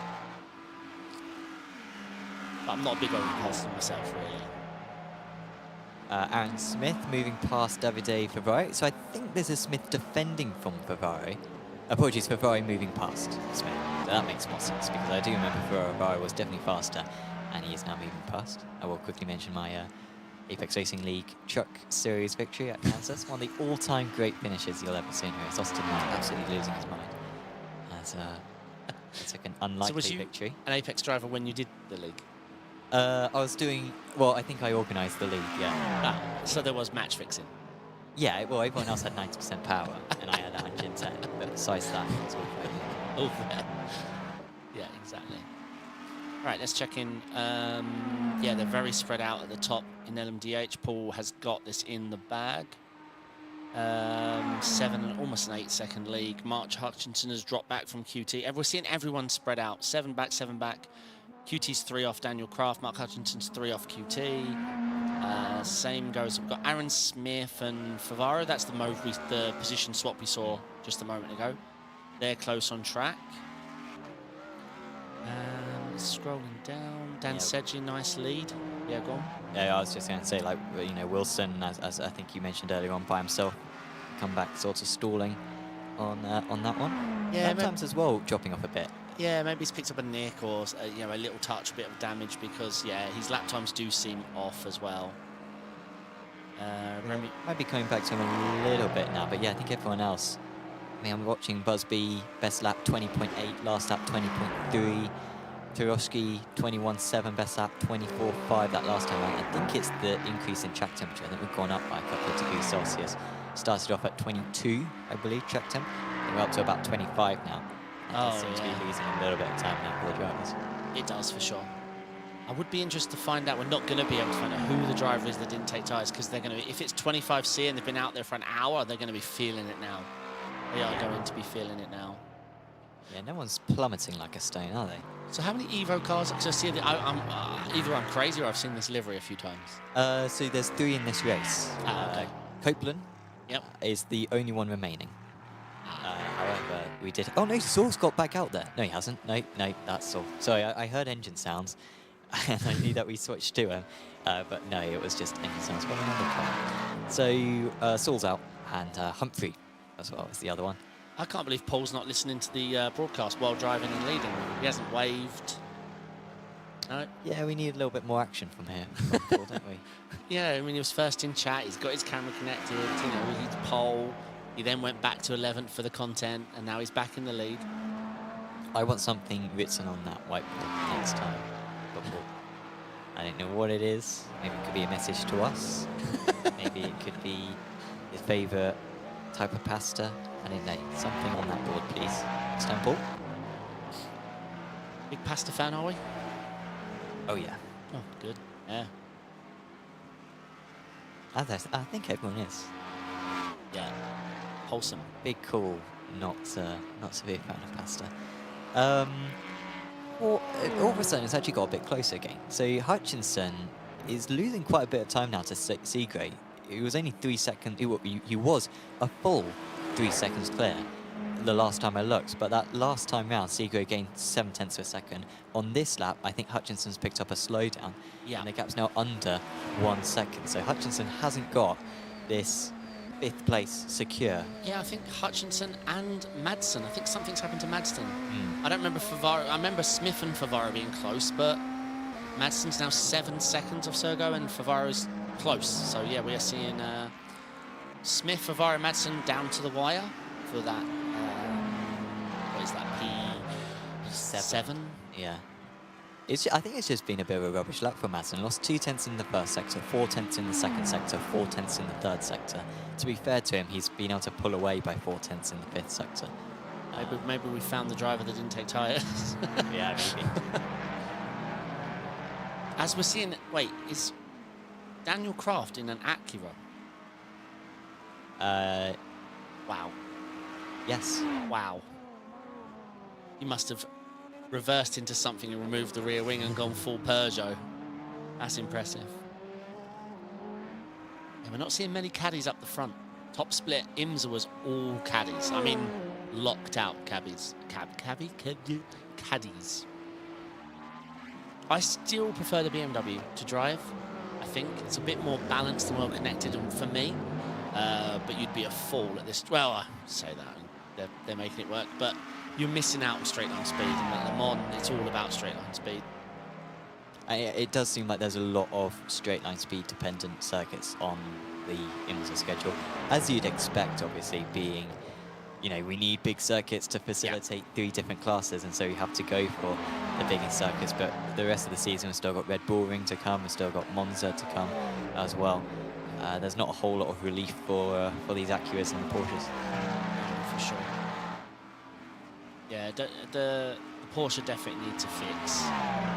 You know, they're big iRacing partners. The Porsches are usually at the front. It does need addressing because obviously we've got this 4 great classes. The Acura's not a dead part. It's just very different to the others. But the Porsche, something's afoot.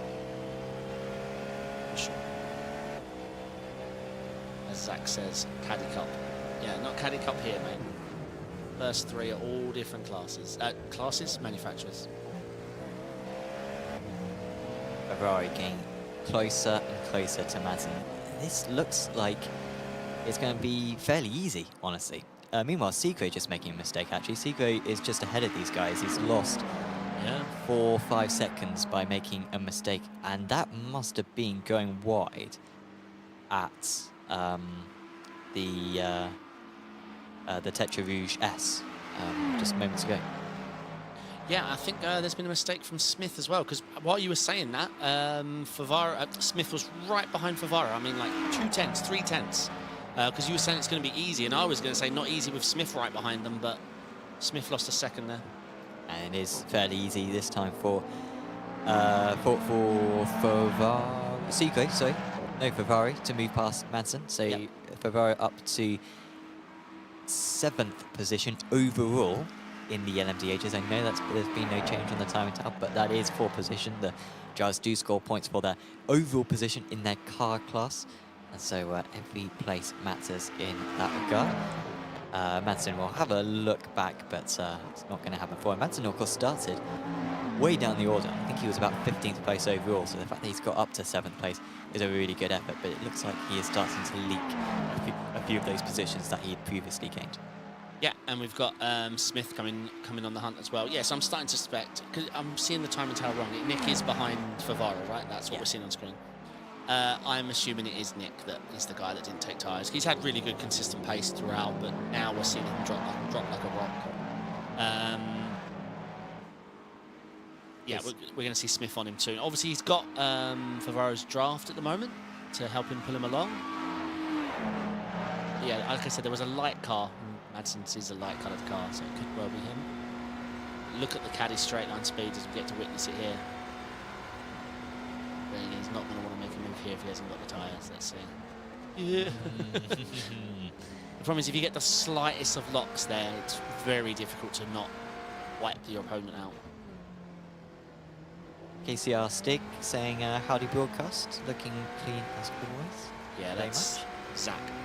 Aha. Well, thanks for complimenting the stream and the overlay in particular, because it is a very clean overlay, our WEC Star overlay, provided by SDK Gaming. And of course, do go to sdk-gaming.co.uk in order to get yourself a subscription to SDK, which enables you to enable this WEC overlay, or the Formula 1 overlay, or the NASCAR overlays that we have available, the old GP2 overlay as well, and many other options, along with providing live timing that we're using for this commentary, and yeah, many other features, well, including a heads-up display for whilst you're racing. So do check out sdk-gaming.co.uk. There's a link to them in the description below. I've actually been working on an IMSA style. Not much change from the WEC, but the IMSA colours, the denotions they use, and the wording they use, starting to look really good. It's been fun to play with. It was sort of replicated the IMSA colours here. We've got the black for the LMDhs, but yeah, it's a tricky one. I think in real life, it's a charcoaly and more black. It's not black. I think it's like well, I just nicked the colours. I went to Google Images, typed in IMSA TV broadcast, and nicked the colours. The blue's a little darker, I think, and the black's a bit more charcoaly. But then again, it could be the colour calibration I'm seeing on screen. It could be anything. But LMP3 is orange in real life, so that's correct as well. And what, the GTDs are green? Yeah, you're right. Yeah, green. And obviously, I denote them GTD. Oh dear, so this is going to be a change to lead. Maybe Fortan did underfield. Yeah, we were right, lap too early. Yeah. Well, it's odd because, well, I guess he was 2 laps short. I mean, maybe he's thought, okay, I can put full push in the first stint, then save a lap of fuel in the second stint, and then realizes, oh, actually, I need to save fuel on both stints. And Remy Fortin is not going to win this race. It's not going to be 3 races in a row, and he's going to lose points to this man, Dan Sedgley, who was already the championship leader. He's going to extend his championship lead. Fortin might still be able to get past Alvarez before the end, but that will be the absolute most. He's not going to challenge for the win. I am shocked that if he knew that ahead of time with the lead he had, that he couldn't save it. That I'm flabbergasted. If it was telling me 6 litres and I had, what kind of lead did he have? 11 seconds? 11 seconds. He didn't even, well, I'm not saying he didn't, maybe he did, but he didn't try to mitigate that. Oh, this is all kicking off now. Aaron Smith has been able to get to the front of this pack with Madsen and Ferrari. Madsen now at the back of it, Ferrari in the middle. So I don't know how Smith's been able to pull off that one. Yeah, he's up into 5th place in class. Got a good battle brewing there. 3 of them on what we got left, like 1.5 laps left, 1.25 laps left. Yep. Yeah, we weren't far away from making an extra one actually, only about 30 seconds short. That's forcing an extra lap. I'm sure a few drivers who are tight on fuel will be glad about that. Yeah, Paul's flying. James Cochran, by the way, in chat, another former ARL driver, F3 driver, I believe was James. Tarowski's held on brilliant, again showing his level of consistency. Daniel Craft is dragging that Acura. Mark representing the Porsche in P5 then. That's impressive. So Ross Fortin's is 4 seconds off Alvarez. And we're going to see, like what we said at the beginning of the broadcast, Sedgley didn't have State's 1 lap pace. He doesn't have I don't know what Fortin's brought recently, but Sedgley, again, it's no mistakes, staying out of trouble, consistent. He doesn't need to be the pole sitter. He's just the one driver who's not making any mistakes out there. It's great to see, actually. Cochran saying, correct. Oh, he's LMP3. Oh, James, get on the grid, man. That's GoPixRacingLeague.com. Sign up. It'd be great to have you back in the series. Always a very green livery, I remember, with James. And we have got a few green liveries, but it's very much open to having another one being added. Hutchinson just about getting away. Well, no, I think maybe he did have to get out of the throttle because Ferrari is, or Seagull, apologies, is right on his tail.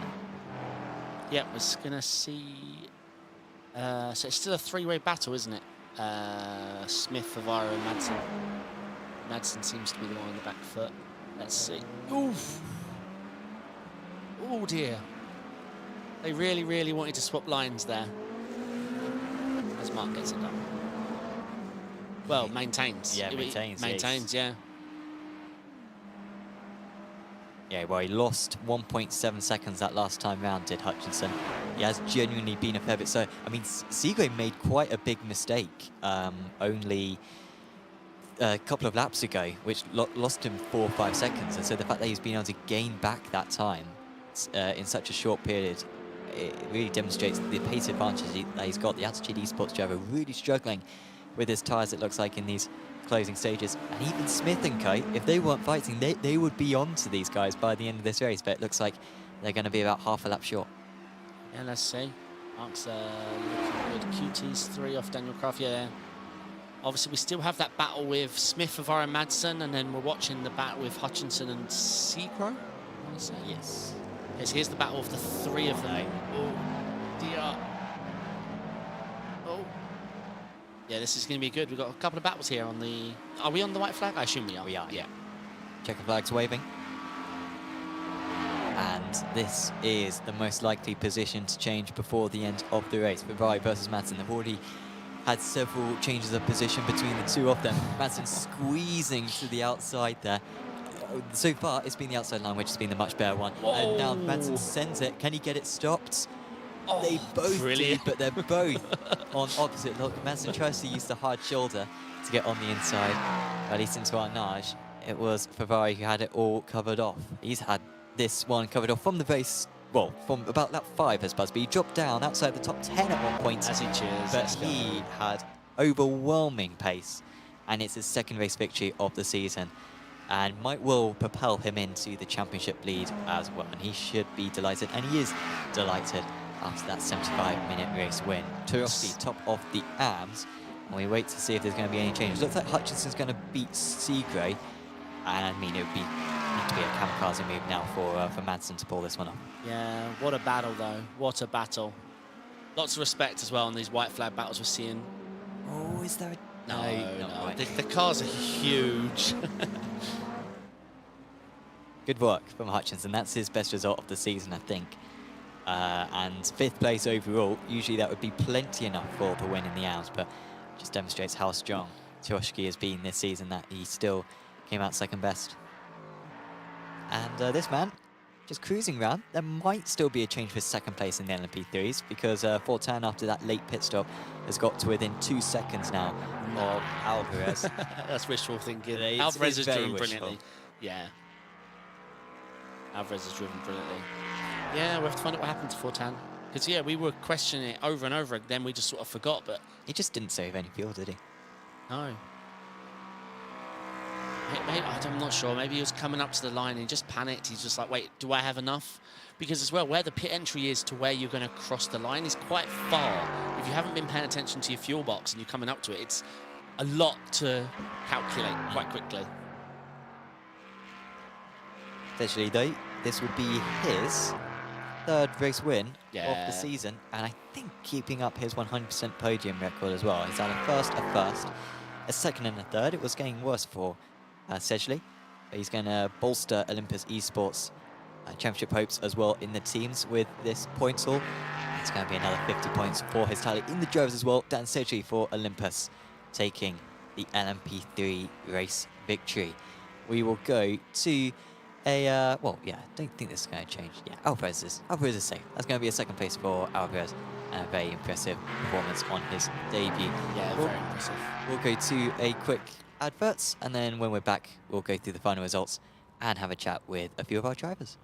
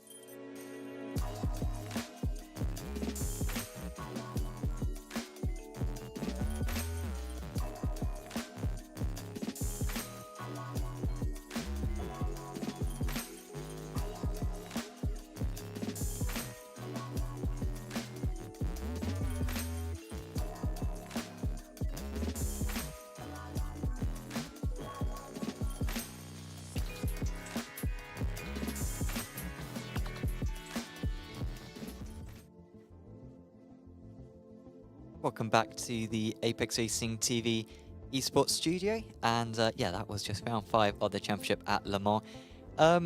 Not the most action-packed round of the championship, I think we've got to admit, but I think generally the difference in the pace between the drivers wasn't any larger than what we're seeing. It just seemed like sort of what you get into the rhythm at Le Mans in endurance racing, where you're just pounding in the laps. You've got a lot of straights, there's not a whole lot you can do a lot of the time out on track, and the drivers just seem very comfortable out there, honestly.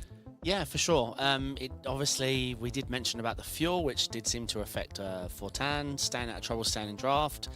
And obviously, we mentioned the lap 1 slowdown, which nearly compromised our race winner's race, but he was fast enough to fix it.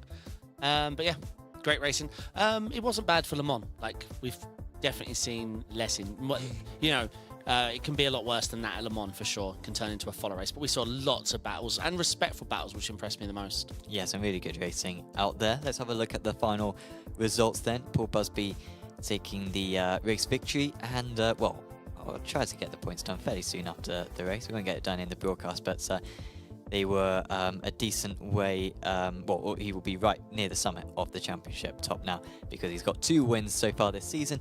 He was ahead of Turovsky, who gets the amateur win, and that's now 4 wins out of 5 for Turovsky in the amateur class. Then it's Crafts, Marteau, Hutchinson with a great performance, great in 6th, Smith, Favare, Madsen and Wilson. The top of the LMP3 drivers was Dan Sedgley, and he was ahead of Carles Alvarez, Remy Fortin, Kev Copeland, and Paul Joseph Kliss. That was the top 5 in the LMP3 category. Congratulations to Sedgley, who, frankly, from this position onwards, even if Fortin and State win all the rounds remaining, I think Sedgley's still going to have enough if he just keeps up this very consistent podium results that he's been scoring throughout the season. Let's have a chat with a few of our drivers, and I think we will first have a chat with Paul Busby, who joins us now. Paul, congratulations. It seemed like a fairly easy race victory for you once you got over those first lap difficulties. Yeah, I made it really difficult for myself, to be honest. Yeah, I mean, I don't know what came over me, but I got really nervous on that first lap. And then I got the dreaded slowdown coming out of Tetra Rouge. And I thought I'd cleared it, but I still had like 0.2 of a second left. So by the time I got to the chicane, I was still looking at the slowdown marker, and I just completely blew the braking point and thought, well, honestly, I thought I'd ruined the whole race at that point. Got through that, and I think I was like P12 at one point. So, yeah, I mean, I'm really happy with the pace and the comeback. And yeah, I mean, I'm really sweaty right now, so I apologise for that on the webcam. But yeah, it was good fun. No, we appreciate the efforts to get the webcam working. I want something to be on the whiteboard in the next race. You can write whatever you want on it. Can that be arranged? It certainly can. Yeah. I'll come up with something witty. Excellent stuff. You got 7 days to think about it. Yeah, really good. Start to the season. It's going to be close between you and Kraft now, I think, at the top of the standings. How confident are you about taking this championship win with 4 rounds to go? I mean, I think Mr. Kraft is absolutely rapid in these. I think he's got quite a bit more experience than I have. I came into this season just as a kind of learning experience because I've always driven LMP2s before now. I'm surprised that it's going as well as it is, but I'm just going to ride the wave and do my best and see what happens. Hopefully we can do well at the end of the season. Definitely. Well, you just need to keep up this very strong form, Paul, and I'm sure you're going to be up there come the end of the season. Is there anyone you'd like to give a shout out to? Just like to give a shout out again to Tim and everyone at Effect Simulations. Check us out, beautiful carbon fibre rigs. And yeah, just you guys as well for the commentary and for the broadcast. Thank you very much. No problem whatsoever. Well done, Paul, and best of luck for next week. GG's, mate. Cheers, guys. Paul Busby there, your race winner. Who do you want to have a chat with now? Oh, Tarosky, I definitely want to chat with him. Tarosky, can you hear us? Okay. Yep. Hey. Yeah. First of all, congratulations. Very well drove. Talk to me through the battling with Paul. You obviously felt like you had the pace and the potential for the win was on. Yeah. I mean, at that point, yes, but overall, if you look at it, I think he was just a bit too quick, like a couple tenths a lap. But it was fun. I mean, yeah, he kept it clean. It was really fun. Some sketchy moments, but it's part of it. So it was really fun. I just thought it was great to see you fighting because obviously, I thought you was just going to tuck in behind him, fuel save, think long. Obviously, you're driving in the AMs to secure the win, but to see you fight back, I mean, you changed position at least 3 times, if I remember, maybe 4. Yeah. Obviously, it made our job more fun, but yeah, it looked like respectful battling. Oh yeah, of course, and we talked after as well, and we both enjoyed this a lot. So that if every round was like this, it would be insanely fun, So it was good.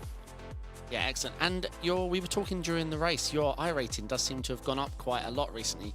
Is it LMDh you've been driving in officials?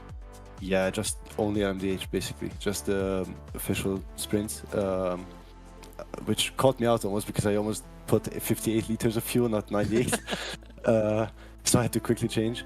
But I've been doing a lot, yeah, and I think it's good preparation. I mean, what better way to get prepared? For sure. Yeah, I think I've seen you on a track a few times at the Glen and maybe Atlanta. But no, yeah, great results. Keep them up. Hope to see you out there more. And obviously, good luck to the rest of the championship. Is there anyone else you'd like to give a shout out to? Yeah, that's Paul. That was a really good fight. So shout out to him. All right, nice. All right, yeah, brilliant job. And yeah, looks like you're going to run away with the championship at this rate. Thank you. Thank you. Yeah, Blaszczykowski, yeah, unbeatable right now in the amateurs. I think we've got time for one more chat, and it will be with Aaron Smith, who joins us now. Aaron, congratulations. Hard fought, 7th place overall in that race. Yeah, required a bit of luck, but I hadn't had any all race, so I think I deserved a bit. Also, I apologise, I'm very sick at the moment. Yeah, excuse me. But yeah, I got LMP3s basically all in the wrong places every single time. The Porsche curves, every single chicane in the world, which was fun. Lap 1 as well, I got a slowdown, which, yeah, lap 1 slowdowns, especially around here, is just, yeah, basically have fun for the rest of the race. And yeah, I had to fight back from, I think I was all the way down in like 16th at one point. And yeah, the first stint went relatively okay. I think I was carrying a bit of damage because somebody decided to serve a slowdown in the middle of a corner, so that was fun. But yeah, the first stint was actually okay apart from lap 1. And then I don't know what happened in the second stint. I think everyone else was feeling it, but the cars just felt so horrible to drive. I think the track temps and track conditions just worsened as the race went on. So yeah, that second stint was not fun, but like you said, a hard fought 7th place, but yeah, probably should have been better. Yeah, we saw the lap times drop off by about 2 seconds in that second stint. So yeah, you're absolutely right that everyone was feeling it towards the end of the race. We've of course got round 6 of the championship coming up at Sebring. You looking forward to that one? I think Sebring's a fairly neutral track for me. I don't really have that many feelings towards it. I don't love it, I don't hate it. It's just one of those tracks for me that, it's okay. Where I thought I'd like Le Mans.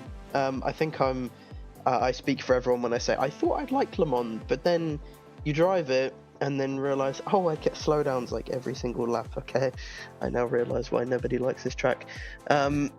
So yeah, it was not fun today. You had to be so careful to avoid those slowdowns. I'm pretty sure you guys were picking it up on the broadcast, left, right and centre, people just suddenly losing like 2 seconds, which is not fun at all. But yeah, I think Sebring should be a bit of fun. So yeah, looking forward to next week. Awesome. Well, is there anyone you'd like to give a shout out to before we say goodbye, Aaron? Just the usual, Apex, Racing League, TV, Academy. I'm using their setups for this season because, quite frankly, I can't be bothered to make my own. So yeah, they make pretty decent sets for these cars, and I'm getting pretty decent results because of them. But the rest is just a skill issue on my part. I probably should be winning with these sets, but so Marto as well. I've been practicing with him for most of this week, and he did pretty well considering the Cadillac was very OP this week. So yeah, thank you guys, and I'll see you next week. Nice one. Well, good to have a chat with you as always, Aaron, and yeah, best of luck for round 6. Thanks, guys. Aaron Smith there, finishing in 7th place overall. So yeah, that pretty much is it for the interviews in that case, I believe. Someone's jumped in. No one's jumped in. It's all good. Sebring next up. David, you looking forward to racing that one in the officials? Can't wait. I've never driven LMDh around there, and I'm going to stick LMDh out for the season, but I mean, it's a fantastic track to race on. It's great for multi-class, for fuel saving. I love the track. It has everything, and what I particularly like, it is a high downforce track. Most people think of, some people think it could be medium to low, but I think it's a high downforce configuration for sure. I think it's going to be fantastic. Maybe a bit of curb management, maybe that's what we could see, people catching the curves wrong. I've not drove the LMDHs there, but yeah, cannot wait. Always a good track, always a good track for sprints or endurances. This is a golden ticket. Is it going to be a night race though? I can have a quick look. It looks at the good schedule. at night because you get the firework. It just looks great. And you got the lights on the side of the track, haven't you? Yeah. Oh, click the wrong link. Come on, Sam, sort yourself out. Yeah, I think it's just during the day. I think we've just got day races this season. 5:30 in the morning, sunrise is the official series. This will be a little bit later, I think, so it'll just be nice and cool in the morning. It'll be 28th of October, I think, in Sim. So yes, not a lots of heat for the drivers to deal with, and a lots of grip for them to utilize, I'm sure, for that round. Well, that pretty much wraps us up then for tonight. Thank you for tuning in. Thanks to VRS and Apex Racing Academy and SDK Gaming for sponsoring this broadcast. If you have enjoyed this video, please do leave it a like and subscribe to the channel. Got lots more action coming up, including the late Apex in just a few minutes time, so keep tuned on Apex Racing TV in order to get the latest on what happened at the ADAC Sim Racing Expo, amongst the new iRacing build and everything that's going on in Apex Racing Team as well. And of course, also check out the Apex Racing TV and Apex Racing League social media accounts on Instagram, Twitter, Facebook and TikTok. But for now, from myself, Sam Fitzpatrick, and from David Sampson, we are going to say goodbye, and we'll see you back next week for round 6 at Sebring. See you then.